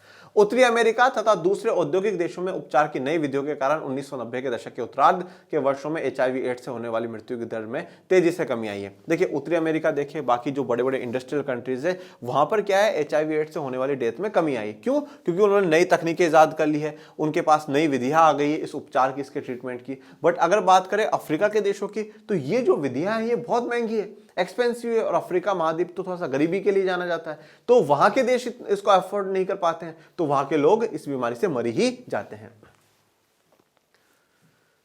इबोला वायरस, हेंटा वायरस, हेपेटाइटिस जैसी कुछ नई महामारियां उभरी है जिनके बारे में जानकारी भी अभी कुछ खास नहीं है। तो ये बीमारियां हैं जिनके बारे में अभी कुछ जानकारी खास नहीं है। टीबी, मलेरिया, डेंगू, बुखार और हैजा जैसी पुरानी महामारियों ने औषधि प्रतिरोधक रूप धारण कर लिया और इससे इनका उपचार कठिन हो गया है। देखिए, अब टीबी, मलेरिया, डेंगू, बुखार इनका तो आसानी से हो जाता है, इतना बड़ा नहीं है, ठीक है ना, मस्त रहिए। जानवरों में महामारी फैलने की भारी आर्थिक दुष्प्रभाव होते हैं। देखिए, जानवरों में महामारी फैल जाने से आर्थिक दुष्प्रभाव बहुत होता है। जैसे उदाहरण के तौर पर मैं आपको बताऊं, मैंने जैसा भी बताया रिंडरपेस्ट अफ्रीका, तो अफ्रीका में क्या था ना बच्चों, अफ्रीका के लोग 17वीं 18वीं शताब्दी में पैसे पे काम नहीं किया करते थे। वो थोड़ा बहुत अपना खेत हुआ करता था, वहां कुछ उगाया करते थे, जानवर रखा करते थे, उनसे जो मिला करता था वही मस्त थे। अब क्या हुआ, जब वहां पर ये यूरोप के लोग पहुंचे और उनको पता चला यार ये लोग तो पैसों पे काम नहीं करते हैं, उन्होंने थोड़े बहुत तो जमीनों के नियम बदले, और उसके अलावा फिर वहां पे क्या हुआ, जानवरों में रिंडरपेस्ट की बीमारी फैल गई। उससे 90% जो जानवर है वो मर गए, और जब जानवर मर गए तो उनका पूरा का पूरा वहां के लोगों की आजीविका उन्हीं पर निर्भर थी, क्योंकि जानवरों से जो भी पदार्थ मिलते थे उसको बेचते थे और पैसा कमाते थे। तो अब जब जानवर मर गए तो उनकी आर्थिक स्थिति और भी बुरी हो गई, और इसलिए उनको जो विदेशी यूरोपियन लोग हैं उनकी बातें माननी पड़ी, उनके अंतर्गत काम करना पड़ा। उसका एक उदाहरण यहाँ पे भी देखिए, 1990 के दशक के उत्तरार्ध के सालों में ब्रिटेन ने मेड काउ महामारी के भड़क उठने के कारण अरबों डॉलर का नुकसान उठाया, और बर्ड फ्लू के कारण कई दक्षिण एशियाई देशों को मुर्ग निर्यात बंद करना पड़ा। तो मेड काउ बीमारी चली, उसके कारण ब्रिटेन को काफी नुकसान उठाना पड़ा, और दक्षिण एशिया में बर्ड फ्लू की बीमारी चली, उसके कारण जो मुर्गे हैं वो निर्यात करना बंद कर दिया। ऐसी महामारियां बताती हैं कि देशों के बीच पारस्परिक निर्भरता बढ़ रही है और राष्ट्रीय सीमाएं अब पहले की तुलना में कम सार्थक रह गई है। इन महामारियों का संकेत है कि अंतर्राष्ट्रीय सहयोग को बढ़ाने की जरूरत है। तो देखिए, यह महामारियां हमें यह बता रही है कि पारस्परिक निर्भरता बढ़ चुकी है, मतलब एक देश दूसरे देश पे काफी निर्भर हो चुका है, क्योंकि सबको मिलजुल करके ही इन समस्याओं का सामना करना पड़ेगा। जैसे अभी कोरोना का था, तो कोरोना में जब भारत ने अपनी वैक्सीन बना ली थी तो भारत ने दूसरे देशों को वैक्सीन भेजी है। जिन जिन देशों ने वैक्सीन मांगी है भारत ने बिल्कुल भेजी है। बोला नहीं, क्योंकि हमारा तो नारा ही है वसुधैव कुटुंबकम, पूरा विश्व एक परिवार। और फिर परिवार में क्या बड़ा क्या छोटा सबकी मदद होनी चाहिए। बोलो मदद करो, और मदद भारत सरकार ने करी है। तो और इन सभी समस्याओं का सारे देश मिलकर के ही समस्या का समाधान निकाल सकते हैं। अगर कोई देश अपने देश के लोगों को सबका टीकाकरण कर दे और बाकी देश नहीं करे तो क्या बीमारी खत्म हो जाएगी? नहीं, वापस बीमारी उठ सकती है। इसलिए जरूरी क्या है कि सारे देश के सारे लोगों को टीकाकरण हो।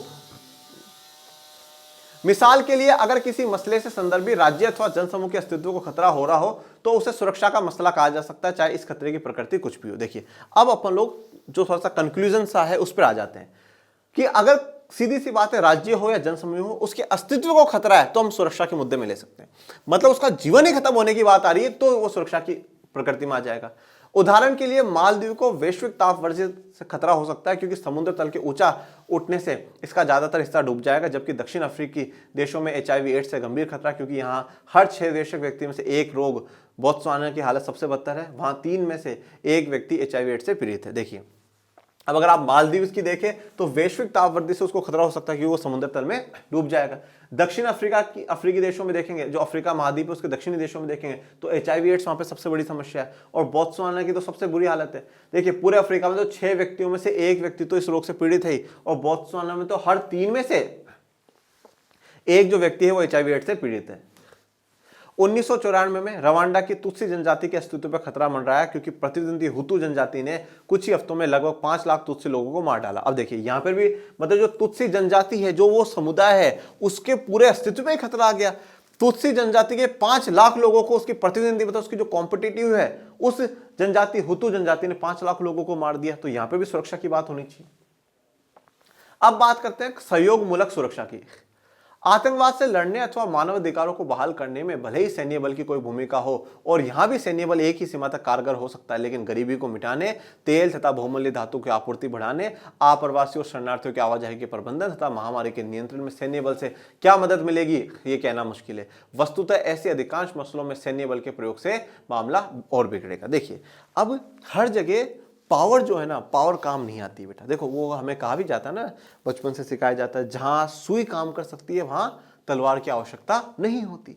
इसी प्रकार से कुछ काम ऐसे हैं जो प्रेम से ही हो सकते हैं, सहयोग से ही हो सकते हैं, एक साथ मिलकर करके ही काम हो सकता है। आप वहां पे सेना का या ये जो ताकत दिखाते हो वो ताकत नहीं ही काम कर सकती। जैसे आप उदाहरण के तौर पर गरीबी मिटाने में भाई सेना क्या काम करेगी? हाँ, सेना किस प्रकार से, सेना के डरा डरा के थोड़ी कर सकती है, नहीं कर सकती, ठीक है। या हमें किसी धातु की या तेल की इनकी जरूरत है तो उसमें क्या है, बल का कोई प्रयोग हो सकता नहीं। अप्रवासी पे या शरणार्थी पे कोई रोक लगानी है तो उस पर कोई सेना का काम हो सकता नहीं। वहां पर हम लोगों को सहयोग ही करना पड़ेगा, सहयोग से ही काम होगा। हाँ, मानवाधिकार हो गए, आतंकवाद हो गया, इनमें सेना की आवश्यकता पड़ सकती है, सैन्य बल का प्रयोग हो सकता है। पर मानवाधिकार में भी एक हद तक क्या होगा, एक हद तक ही सेना बल प्रयोग करे काम आएगा। बाकी तो अधिकार पूर्ण देकर के ही उनको, लोकतांत्रिक रास्तों से ही उनको खुश रखा जा सकता है। ज्यादा प्रभावी यही होगा कि अंतर्राष्ट्रीय सहयोग से रणनीतियां तैयार की जाए। सहयोग द्विपक्षीय, 2 देशों के बीच, क्षेत्रीय, महादेशीय अथवा वैश्विक स्तर का हो सकता है। अब ज्यादा प्रभावी यह है कि अंतर्राष्ट्रीय सहयोग हो। अब ये अंतर्राष्ट्रीय सहयोग द्विपक्षीय भी हो सकता है, 2 देश कर ले, ठीक है, जैसे अपन ने देखते बहुत सारे एग्रीमेंट 2 देशों के बीच में होते हैं। क्षेत्रीय मतलब उस क्षेत्र के, जैसे आप लोग देखेंगे आसियान संगठन के बारे में अपन ने पढ़ा, ठीक है, सार्क जो संगठन है उसके बारे में पढ़ा। महादेशीय में तो पूरे जो कॉन्टिनेंट है, पूरा जो महाद्वीप है, जैसे कि यूरोपियन यूनियन के बारे में बात करी। और वैश्विक स्तर का भी हो सकता है, जैसे कि यूएनओ जैसे संगठनों की बात अपन करते हैं। तो किसी भी स्तर पे सहयोग हो सकता है। विभिन्न देश इससे निपटने के लिए कितने इच्छुक तथा सक्षम। देखिए सबसे इंपॉर्टेंट बात जो है वो ये निर्भर करती है कि खतरे की प्रकृति क्या है, मतलब खतरा कैसा है, क्या है। और सबसे इंपॉर्टेंट बात ये कि उस खतरे से निपटने के लिए कितने देश इच्छुक है, कितने इच्छुक है कि हाँ यार खतरा ज्यादा है, करते हैं, और कितने सक्षम भी है, क्योंकि अगर सक्षम नहीं होंगे तो फिर वो क्या करेंगे। सहयोग मूलक सुरक्षा में विभिन्न देशों के अतिरिक्त अंतर्राष्ट्रीय, राष्ट्रीय स्तर की अन्य संस्थाएं, जैसे अंतर्राष्ट्रीय संगठन हो गया, जैसे संयुक्त राष्ट्र संघ हो गया, विश्व स्वास्थ्य संगठन हो गया, विश्व बैंक, अंतर्राष्ट्रीय मुद्रा कोष, स्वयंसेवी संगठन जिसमें लोग खुद अपनी मर्जी से काम कर रहे हैं, जैसे एमनेस्टी इंटरनेशनल, रेड क्रॉस, निजी संगठन, दानदाता संस्थाएं जो दान करती है, चर्च हो गए, धार्मिक संगठन हो गए, मजदूर संगठन हो गए, सामाजिक और विकास संगठन हो गए, व्यावसायिक संगठन, निगम, जानी मानी हस्तियां जैसे नेल्सन मंडेला, मदर टेरेसा शामिल हो सकती है। तो सहयोग मूलक सुरक्षाओं को लेकर करके इन सब का भी अपना अपना एक योगदान हो सकता है। ये देशों के बीच में अच्छा संबंध बना सकते हैं और बेहतर काम करवा सकते हैं सहयोग को लेकर के। सहयोग मूलक सुरक्षा में भी अंतिम उपाय के रूप में बल प्रयोग किया जा सकता है। तो सहयोग मूलक सुरक्षा में भी अंतिम जो हथियार है वो बल है कि साहब अब तो कुछ नहीं हो रहा, तो अब तो लड़ना ही पड़ेगा, अब तो लड़ाई ही करनी पड़ेगी। अंतर्राष्ट्रीय बिरादरी उन सरकारों से निपटने के लिए बल प्रयोग की अनुमति दे सकती है जो अपनी ही जनता को मार रही हो अथवा गरीबी, महामारी और प्रलयकारी घटनाओं की मार झेल रही जनता के दुख दर्द की उपेक्षा कर रही हो। तो जो अंतर्राष्ट्रीय बिरादरी है उन सरकारों से निपटने के लिए बल का प्रयोग कर सकती है जिन देशों में सरकार जनता पर अत्याचार कर रही हो, उनको मार रही हो या उनके ऊपर किसी प्रकार का अत्याचार हो रहा हो, उसकी उपेक्षा कर रही हो, मतलब उस पर ध्यान नहीं दे रही हो। पर फिर सवाल आता है ये अंतर्राष्ट्रीय बिरादरी क्या करेगी, उनका क्या रोल रहेगा, उनकी क्या वहां पर आवश्यकता क्या है, ये सब पे सवाल उठते हैं। ऐसी स्थिति में सुरक्षा की अपारंपरिक धारणा का जोर होगा कि बल प्रयोग सामूहिक स्वीकृति से और सामूहिक रूप में किया जाए, न कि कोई एक देश अंतर्राष्ट्रीय बिरादरी और संगठनों समेत अन्यों की मर्जी पे कान दिए बने बगैर बल प्रयोग का रास्ता अख्तियार करे। देखिए सबसे बढ़िया जो बात है वो यहाँ पर ये बोली गई है कि सुरक्षा की अपारंपरिक धारणा में ये बोला गया है कि अगर हमें बल का प्रयोग भी करना ना तो सामूहिक रूप से होना चाहिए।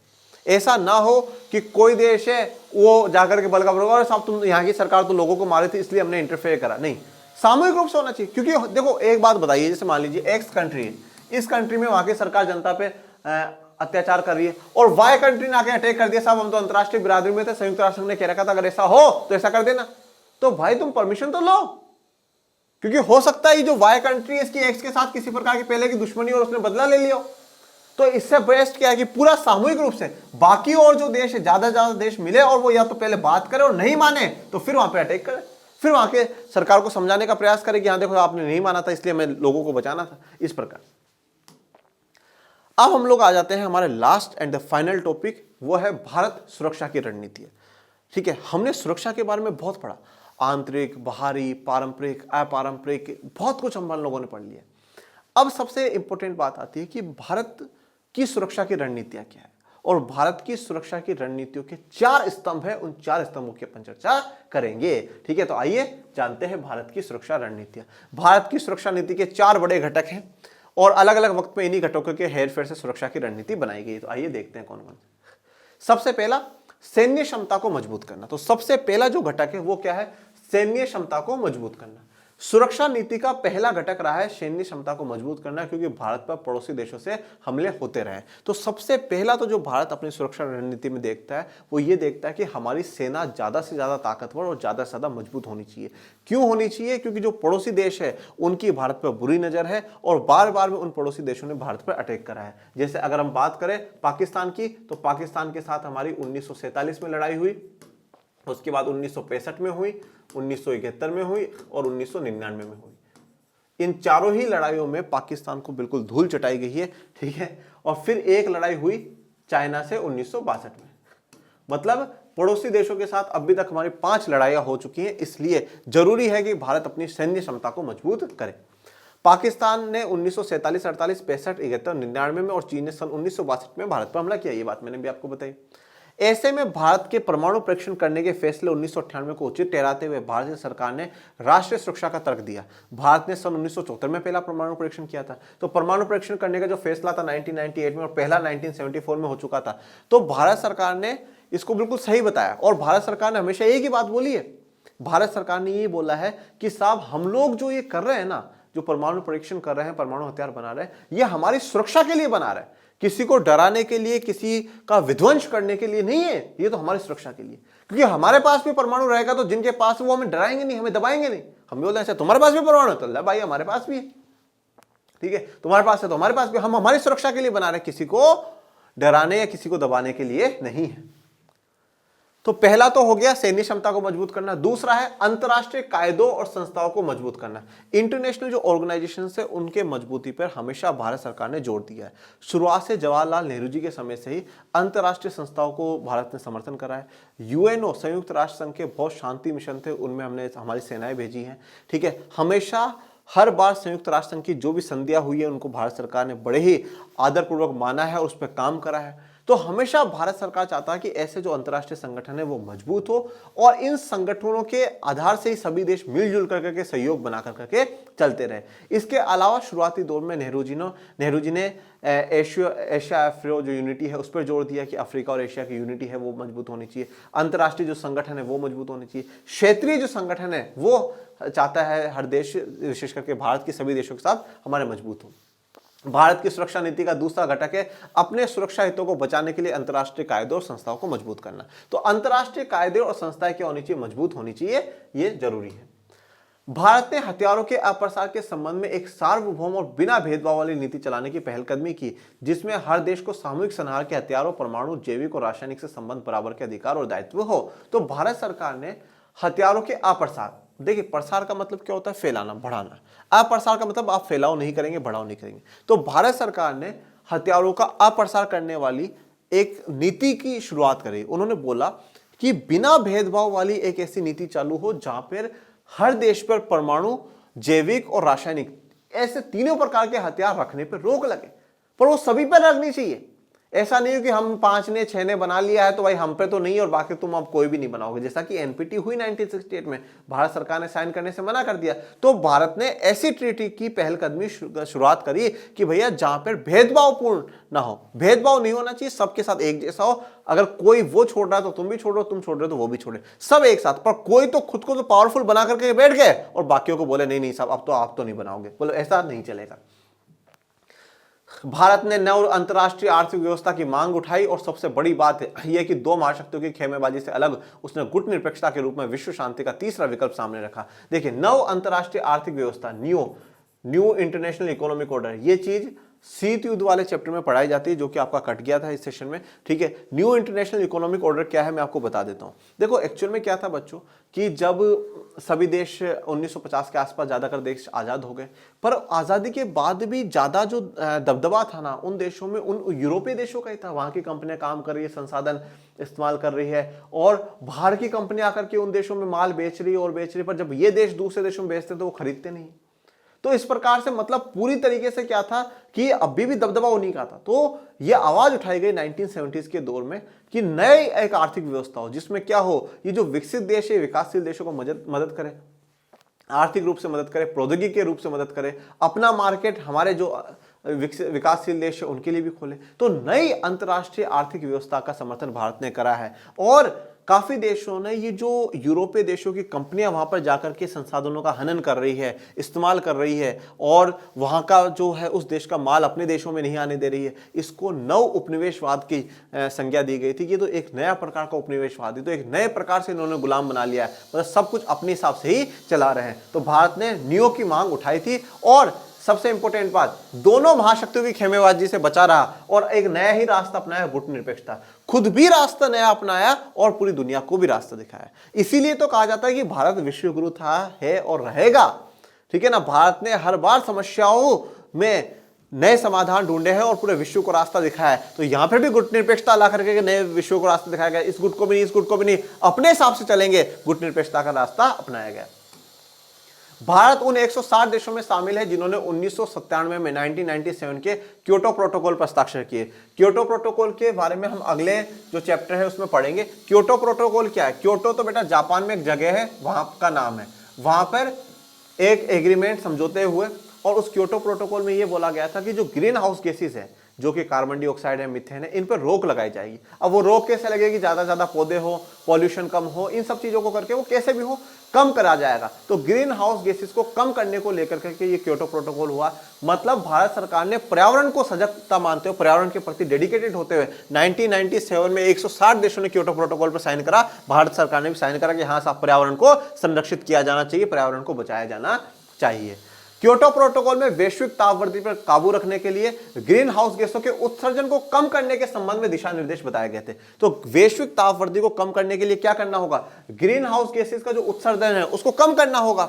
इसके रिगार्डिंग ये क्योटो प्रोटोकॉल था जो 1997 में हुआ और उस पर भारत सरकार ने साइन करे। 160 देशों ने करे, उसमें भारत सरकार ने भी साइन करे हैं। ये चीज ये दर्शाती है कि भारत पर्यावरण के प्रति कितना डेडिकेटेड है, और भारत जो बिना भेदभाव वाली नीतियां होती है उसमें हर बार अंतर्राष्ट्रीय संस्थाओं का सम्मान करता है और उनकी बात को मानता है। और क्योटो प्रोटोकॉल हो चाहे कोई सा भी प्रोटोकॉल हो, भारत सरकार ने उन पर हस्ताक्षर भी करे हैं और उनको सही प्रकार से अपने देश में लागू करने का भी काम करा है, जिससे पर्यावरण और पूरे विश्व में अच्छी काम हो, शांति बनी रहे। सहयोगमूलक सुरक्षा की पहलकदमियों के समर्थन में भारत ने अपनी सेना संयुक्त राष्ट्र संघ के शांति बहाली के मिशनों में भेजी है। सहयोगमूलक सुरक्षा की अगर पहलकदमियों की बात करें तो भारत ने अपनी सेना संयुक्त राष्ट्र संघ के शांति बहाली के जो मिशन है उनमें भेजी है। मतलब कहीं पर अगर संयुक्त राष्ट्र संघ कह रहा है कि शांति स्थापित करने के लिए सेना भेजनी है तो भारत सरकार बोला बिल्कुल हम भेजते, ले जाए हमारी सेना, हम भेजें, आप चाहिए शांति के लिए, क्योंकि हमारी भारत की पहचान ही शांति से है। अब देखिए, तो दो हो गए। अब तीसरा क्या है? अंदरूनी सुरक्षा समस्याओं से निपटने की तैयारी। ठीक है, अंदरूनी सुरक्षा समस्याओं से, ठीक है, ये तो जैसे भारी ये बात हो गई, सेना को मजबूत करना, और दूसरा है शांति बनाए रखने के लिए अंतर्राष्ट्रीय कायदे कानून। अब इंटरनली जो सुरक्षा समस्या है उनसे निपटने के लिए भारत की सुरक्षा रणनीति का तीसरा घटक है देश की अंदरूनी सुरक्षा समस्याओं से निपटने की तैयारी। अंदरूनी जो सुरक्षा समस्या है उनसे निपटने की तैयारी। नागालैंड, मिजोरम, पंजाब और कश्मीर जैसे क्षेत्रों से कई उग्रवादी समूहों ने समय समय पर इन प्रांतों को भारत से अलगाने की कोशिश की है। तो नागालैंड, मिजोरम, पंजाब, कश्मीर, इन इलाकों में क्या जो उग्रवादी समूह हैं उन्होंने इन इलाकों को भारत से अलग करने की बहुत सी बार प्रयास किए हैं। और ये जो आप स्वतंत्र भारत में राजनीति वाली किताब है, क्षेत्रीय आकांक्षा है, उसके लेक्चर्स अगर आप देखेंगे तो आपको ये चीज़ बड़े अच्छे से उसमें समझाई गई है। और भारत सरकार ने लोकतांत्रिक तरीके से, लोकतांत्रिक रास्ते अपनाते हुए, विकास का रास्ता अपनाते हुए इन सभी राज्यों से बात करी, और वहाँ के जो लोग हैं, जनता ने सपोर्ट भारत सरकार को करा, और वो हमेशा भारत में ही रहे, और एकता अखंडता का नारा भारत ने सदैव ही दिया है। तो जो उग्रवादी समूह हैं, जो भारत को तोड़ने वाले लोग हैं, उनकी सारी कोशिशें नाकाम रही। ठीक है, नागालैंड, मिजोरम, पंजाब, कश्मीर पूर्ण रूप से ही भारत का हिस्सा है। यहाँ पे कुछ उग्रवादी समूह ने कोशिश करी पर वो कोशिश नाकाम हुई। भारत ने राष्ट्रीय एकता को बनाए रखने के लिए लोकतांत्रिक राजनीतिक व्यवस्था का पालन किया। तो लोकतांत्रिक तरीके से भारत ने, लोकतांत्रिक राजनीति के तरीके से भारत ने राष्ट्रीय एकता को बनाए रखा है। यह व्यवस्था विभिन्न समुदाय और जनसमूह को अपनी शिकायतों को खुलकर रखने और सत्ता में भागीदारी करने का मौका देती है। तो ये जो लोकतांत्रिक व्यवस्था है, लोकतांत्रिक व्यवस्थाओं का अर्थ क्या है कि जो सभी व्यक्ति है वो अपनी बात रख सकते हैं, अपने जो विचार हैं वो विचार, अपने विचार रख सकते हैं, और उन विचारों के जरिए वो सत्ता में भागीदारी पा सकते हैं। मतलब कोई भी समुदाय, कोई भी व्यक्ति, कोई भी वर्ग है, वो अपने आप को ऐसा अकेला सा महसूस नहीं करता, मेरे तो कोई नहीं सुनता। नहीं साहब, लोकतंत्र है, लोकतंत्र में सबकी सुनी जाएगी। जो जेन्युइन समस्या होगी, जो सच में समस्या होगी, उसका समाधान भारत सरकार करेगी, और कैसे तरीकों से? लोकतांत्रिक तरीकों से करेगी, डेमोक्रेटिक तरीकों से करेगी। लास्ट है जो घटक, वो है अर्थव्यवस्था को विकसित करना। देखिए बच्चों, आप इस चीज को समझिए, सारी समस्याओं का कहीं ना कहीं जो आधार है ना, वो आर्थिक आधार होता है। आर्थिक आधार होता है। आर्थिक आधार क्यों? क्योंकि देखो, अगर हमारे पास पैसा होगा ना तो हमारा ऑटोमेटिकली धीरे धीरे विकास होगा, डेवलपमेंट होगा। और जब धीरे धीरे विकास होगा तो फिर हमें किसी चीज की कमी सी महसूस नहीं होता, लगता सब कुछ ठीक है, चल रहा, बढ़िया, चलने दो। अगर कुछ इलाकों में कभी अलगाववाद की भावनाएं भी उठी हों या और कुछ भी हुआ, तो भारत सरकार सबसे पहला जो काम करती है वो यही करती है कि उन इलाकों में विकास बढ़ाती है, विकास के काम बढ़ाती है। सड़कें बनवाएंगी, बड़ी बड़ी हॉस्पिटलें, बड़े बड़े जो है ना रोजगार के सेंटर खोलेगी सरकार, वहां पर विकास की गतिविधियां बढ़ा देती। जब विकास की गतिविधियां वहां पर बढ़ जाती है तो क्या होता है कि लोगों में ये भाव होता है सरकार हमारे लिए इतना कर रही है, फिर इनसे अलग क्यों होना? मतलब जो हमें इतना दे रहे हैं हम उनसे अलग होकर के क्यों जाए? खूब रोजगार देगी। जो बड़े नेता होते हैं वो वहां जाते हैं, लोगों से कनेक्ट होते हैं, इंटरकनेक्ट होते हैं, प्रयास करते हैं। नहीं साहब, उनको लगे क्या, हाँ अपन सब एक ही यार, काहे क्या लगे, काहे क्या लगे, अपन सब एक ही। तो विकास की गतिविधियों को बढ़ाया जाता है। तो ये अर्थव्यवस्था को विकसित करना क्या है? जब ज्यादा से ज्यादा हमारी अर्थव्यवस्था विकसित होगी, हमारी ज्यादा जीडीपी होगी, तो ज्यादा जीडीपी होने का अर्थ यह है कि पहली बात तो लोगों का जो यहाँ पे उत्पादन वो बढ़ेगा, लोगों को रोजगार मिलेगा, हर व्यक्ति की इनकम बढ़ेगी, और इनकम बढ़ेगी तो उसका जीवन स्तर सुधरेगा।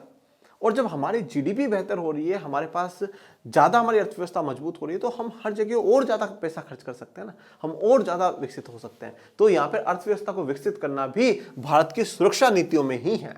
आखिर में एक बात यह है कि भारत में अर्थव्यवस्था को इस तरह विकसित करने के प्रयास किए गए हैं कि बहुसंख्यक नागरिकों को गरीबी और अभाव से निजात मिले तथा नागरिकों के बीच आर्थिक असमानता ज्यादा न हो। यह प्रयास ज्यादा सफल नहीं हुए हैं। देखिए, तो अब विकसित करने के प्रयास किए जा रहे हैं, नागरिकों की जो गरीबी है, अभाव है, उससे निजात मिले लोगों को, मतलब लोग गरीबी से दूर हो, आर्थिक असमानता कम की जाए। इनमें ज़्यादा सफल नहीं हुई। देखिए, सफलता की मैं आपको इतनी बात बता देता हूँ, भारत ने आज़ादी के 75 वर्षों में जो काम किए ना वो बड़े सराहनीय हैं बच्चों। 75 वर्ष से ज़्यादा का समय हो चुका, बड़े सराहनीय काम है, ठीक है ना। खूब काम किए और धीरे धीरे हमारी अर्थव्यवस्था विकसित होने की तरफ है, हमारा देश विकसित होने की तरफ है, हमारी अर्थव्यवस्था विकसित होने की तरफ है। हमारा देश अभी भी गरीब और असमानताएं मौजूद है, फिर भी लोकतांत्रिक राजनीति से ऐसे अवसर उपलब्ध हैं कि गरीब और वंचित नागरिक अपनी आवाज उठा सकते हैं। हाँ, हो सकता है कि गरीबी असमानताएं मौजूद हो, पर लोकतांत्रिक तरीके से गरीब और वंचित नागरिक अपनी आवाज उठा सकता है। लोकतांत्रिक रीति से निर्वाचित सरकार के ऊपर दबाव होता है कि वह आर्थिक समृद्धि को मानवीय विकास का सेगामी बनाए। तो लोकतांत्रिक रीति से ये निर्वाचित जो सरकार है उसके ऊपर ये दबाव होता है कि आर्थिक समृद्धि से, मतलब इकोनॉमिक डेवलपमेंट करते हुए मानवीय विकास को सेगामी बनाए, मतलब इकोनॉमिक डेवलपमेंट करे, मानव का विकास करे और उसी से क्या है, सबको साथ जोड़ करके चलने का काम करे। इस प्रकार लोकतंत्र सिर्फ राजनीतिक आदर्श नहीं है, लोकतांत्रिक शासन जनता को ज्यादा सुरक्षा मुहैया कराने का साधन भी है। तो लोकतंत्र सिर्फ और सिर्फ एक राजनीतिक आदर्श नहीं है, वो तो जनता की सभी आवश्यकताओं को पूरा करने वाला एक साधन है, जनता को ज्यादा सुरक्षा मुहैया कराने वाला साधन है, ठीक है, ज्यादा सुरक्षित महसूस कराने वाला जो साधन है वो लोकतंत्र है। इसीलिए तो कहा जाता है कि दुनिया की सारी व्यवस्थाओं में सबसे अगर अच्छी व्यवस्था कोई है तो वो कौन सी है बच्चों, लोकतांत्रिक व्यवस्थाएं है। इसी के साथ आज का जो अपना ये वन शॉट है वो पूरा कंप्लीट होता है। आपको ये आज का वन शॉट कैसा लगा ये जरूर बताइएगा और कमेंट बॉक्स में ये भी बताइएगा नेक्स्ट कौन सा है, नेक्स्ट जो भी होगा वैसे तो मैं लेके आऊँगा, ठीक है। और बाकी आज का वन शॉट कैसा लगा ये जरूर बताइएगा। और मेरे प्यारे विद्यार्थियों, पढ़ते रहिए, आगे बढ़ते रहिए और आपके अपने चैनल लर्न एशिया आर्ट्स को ज़्यादा ज़्यादा लाइक शेयर सब्सक्राइब करते रहिए। डिस्क्रिप्शन में टेलीग्राम चैनल का भी लिंक दे रखा है, प्लीज़ उसको भी ज्वाइन कर लीजिएगा जिससे आपको सभी नवीन जानकारियाँ मिलती रहे। और मैं मिलूंगा अगले वन शॉट में, तब तक के लिए थैंक यू सो मच। जय हिंद, जय भारत।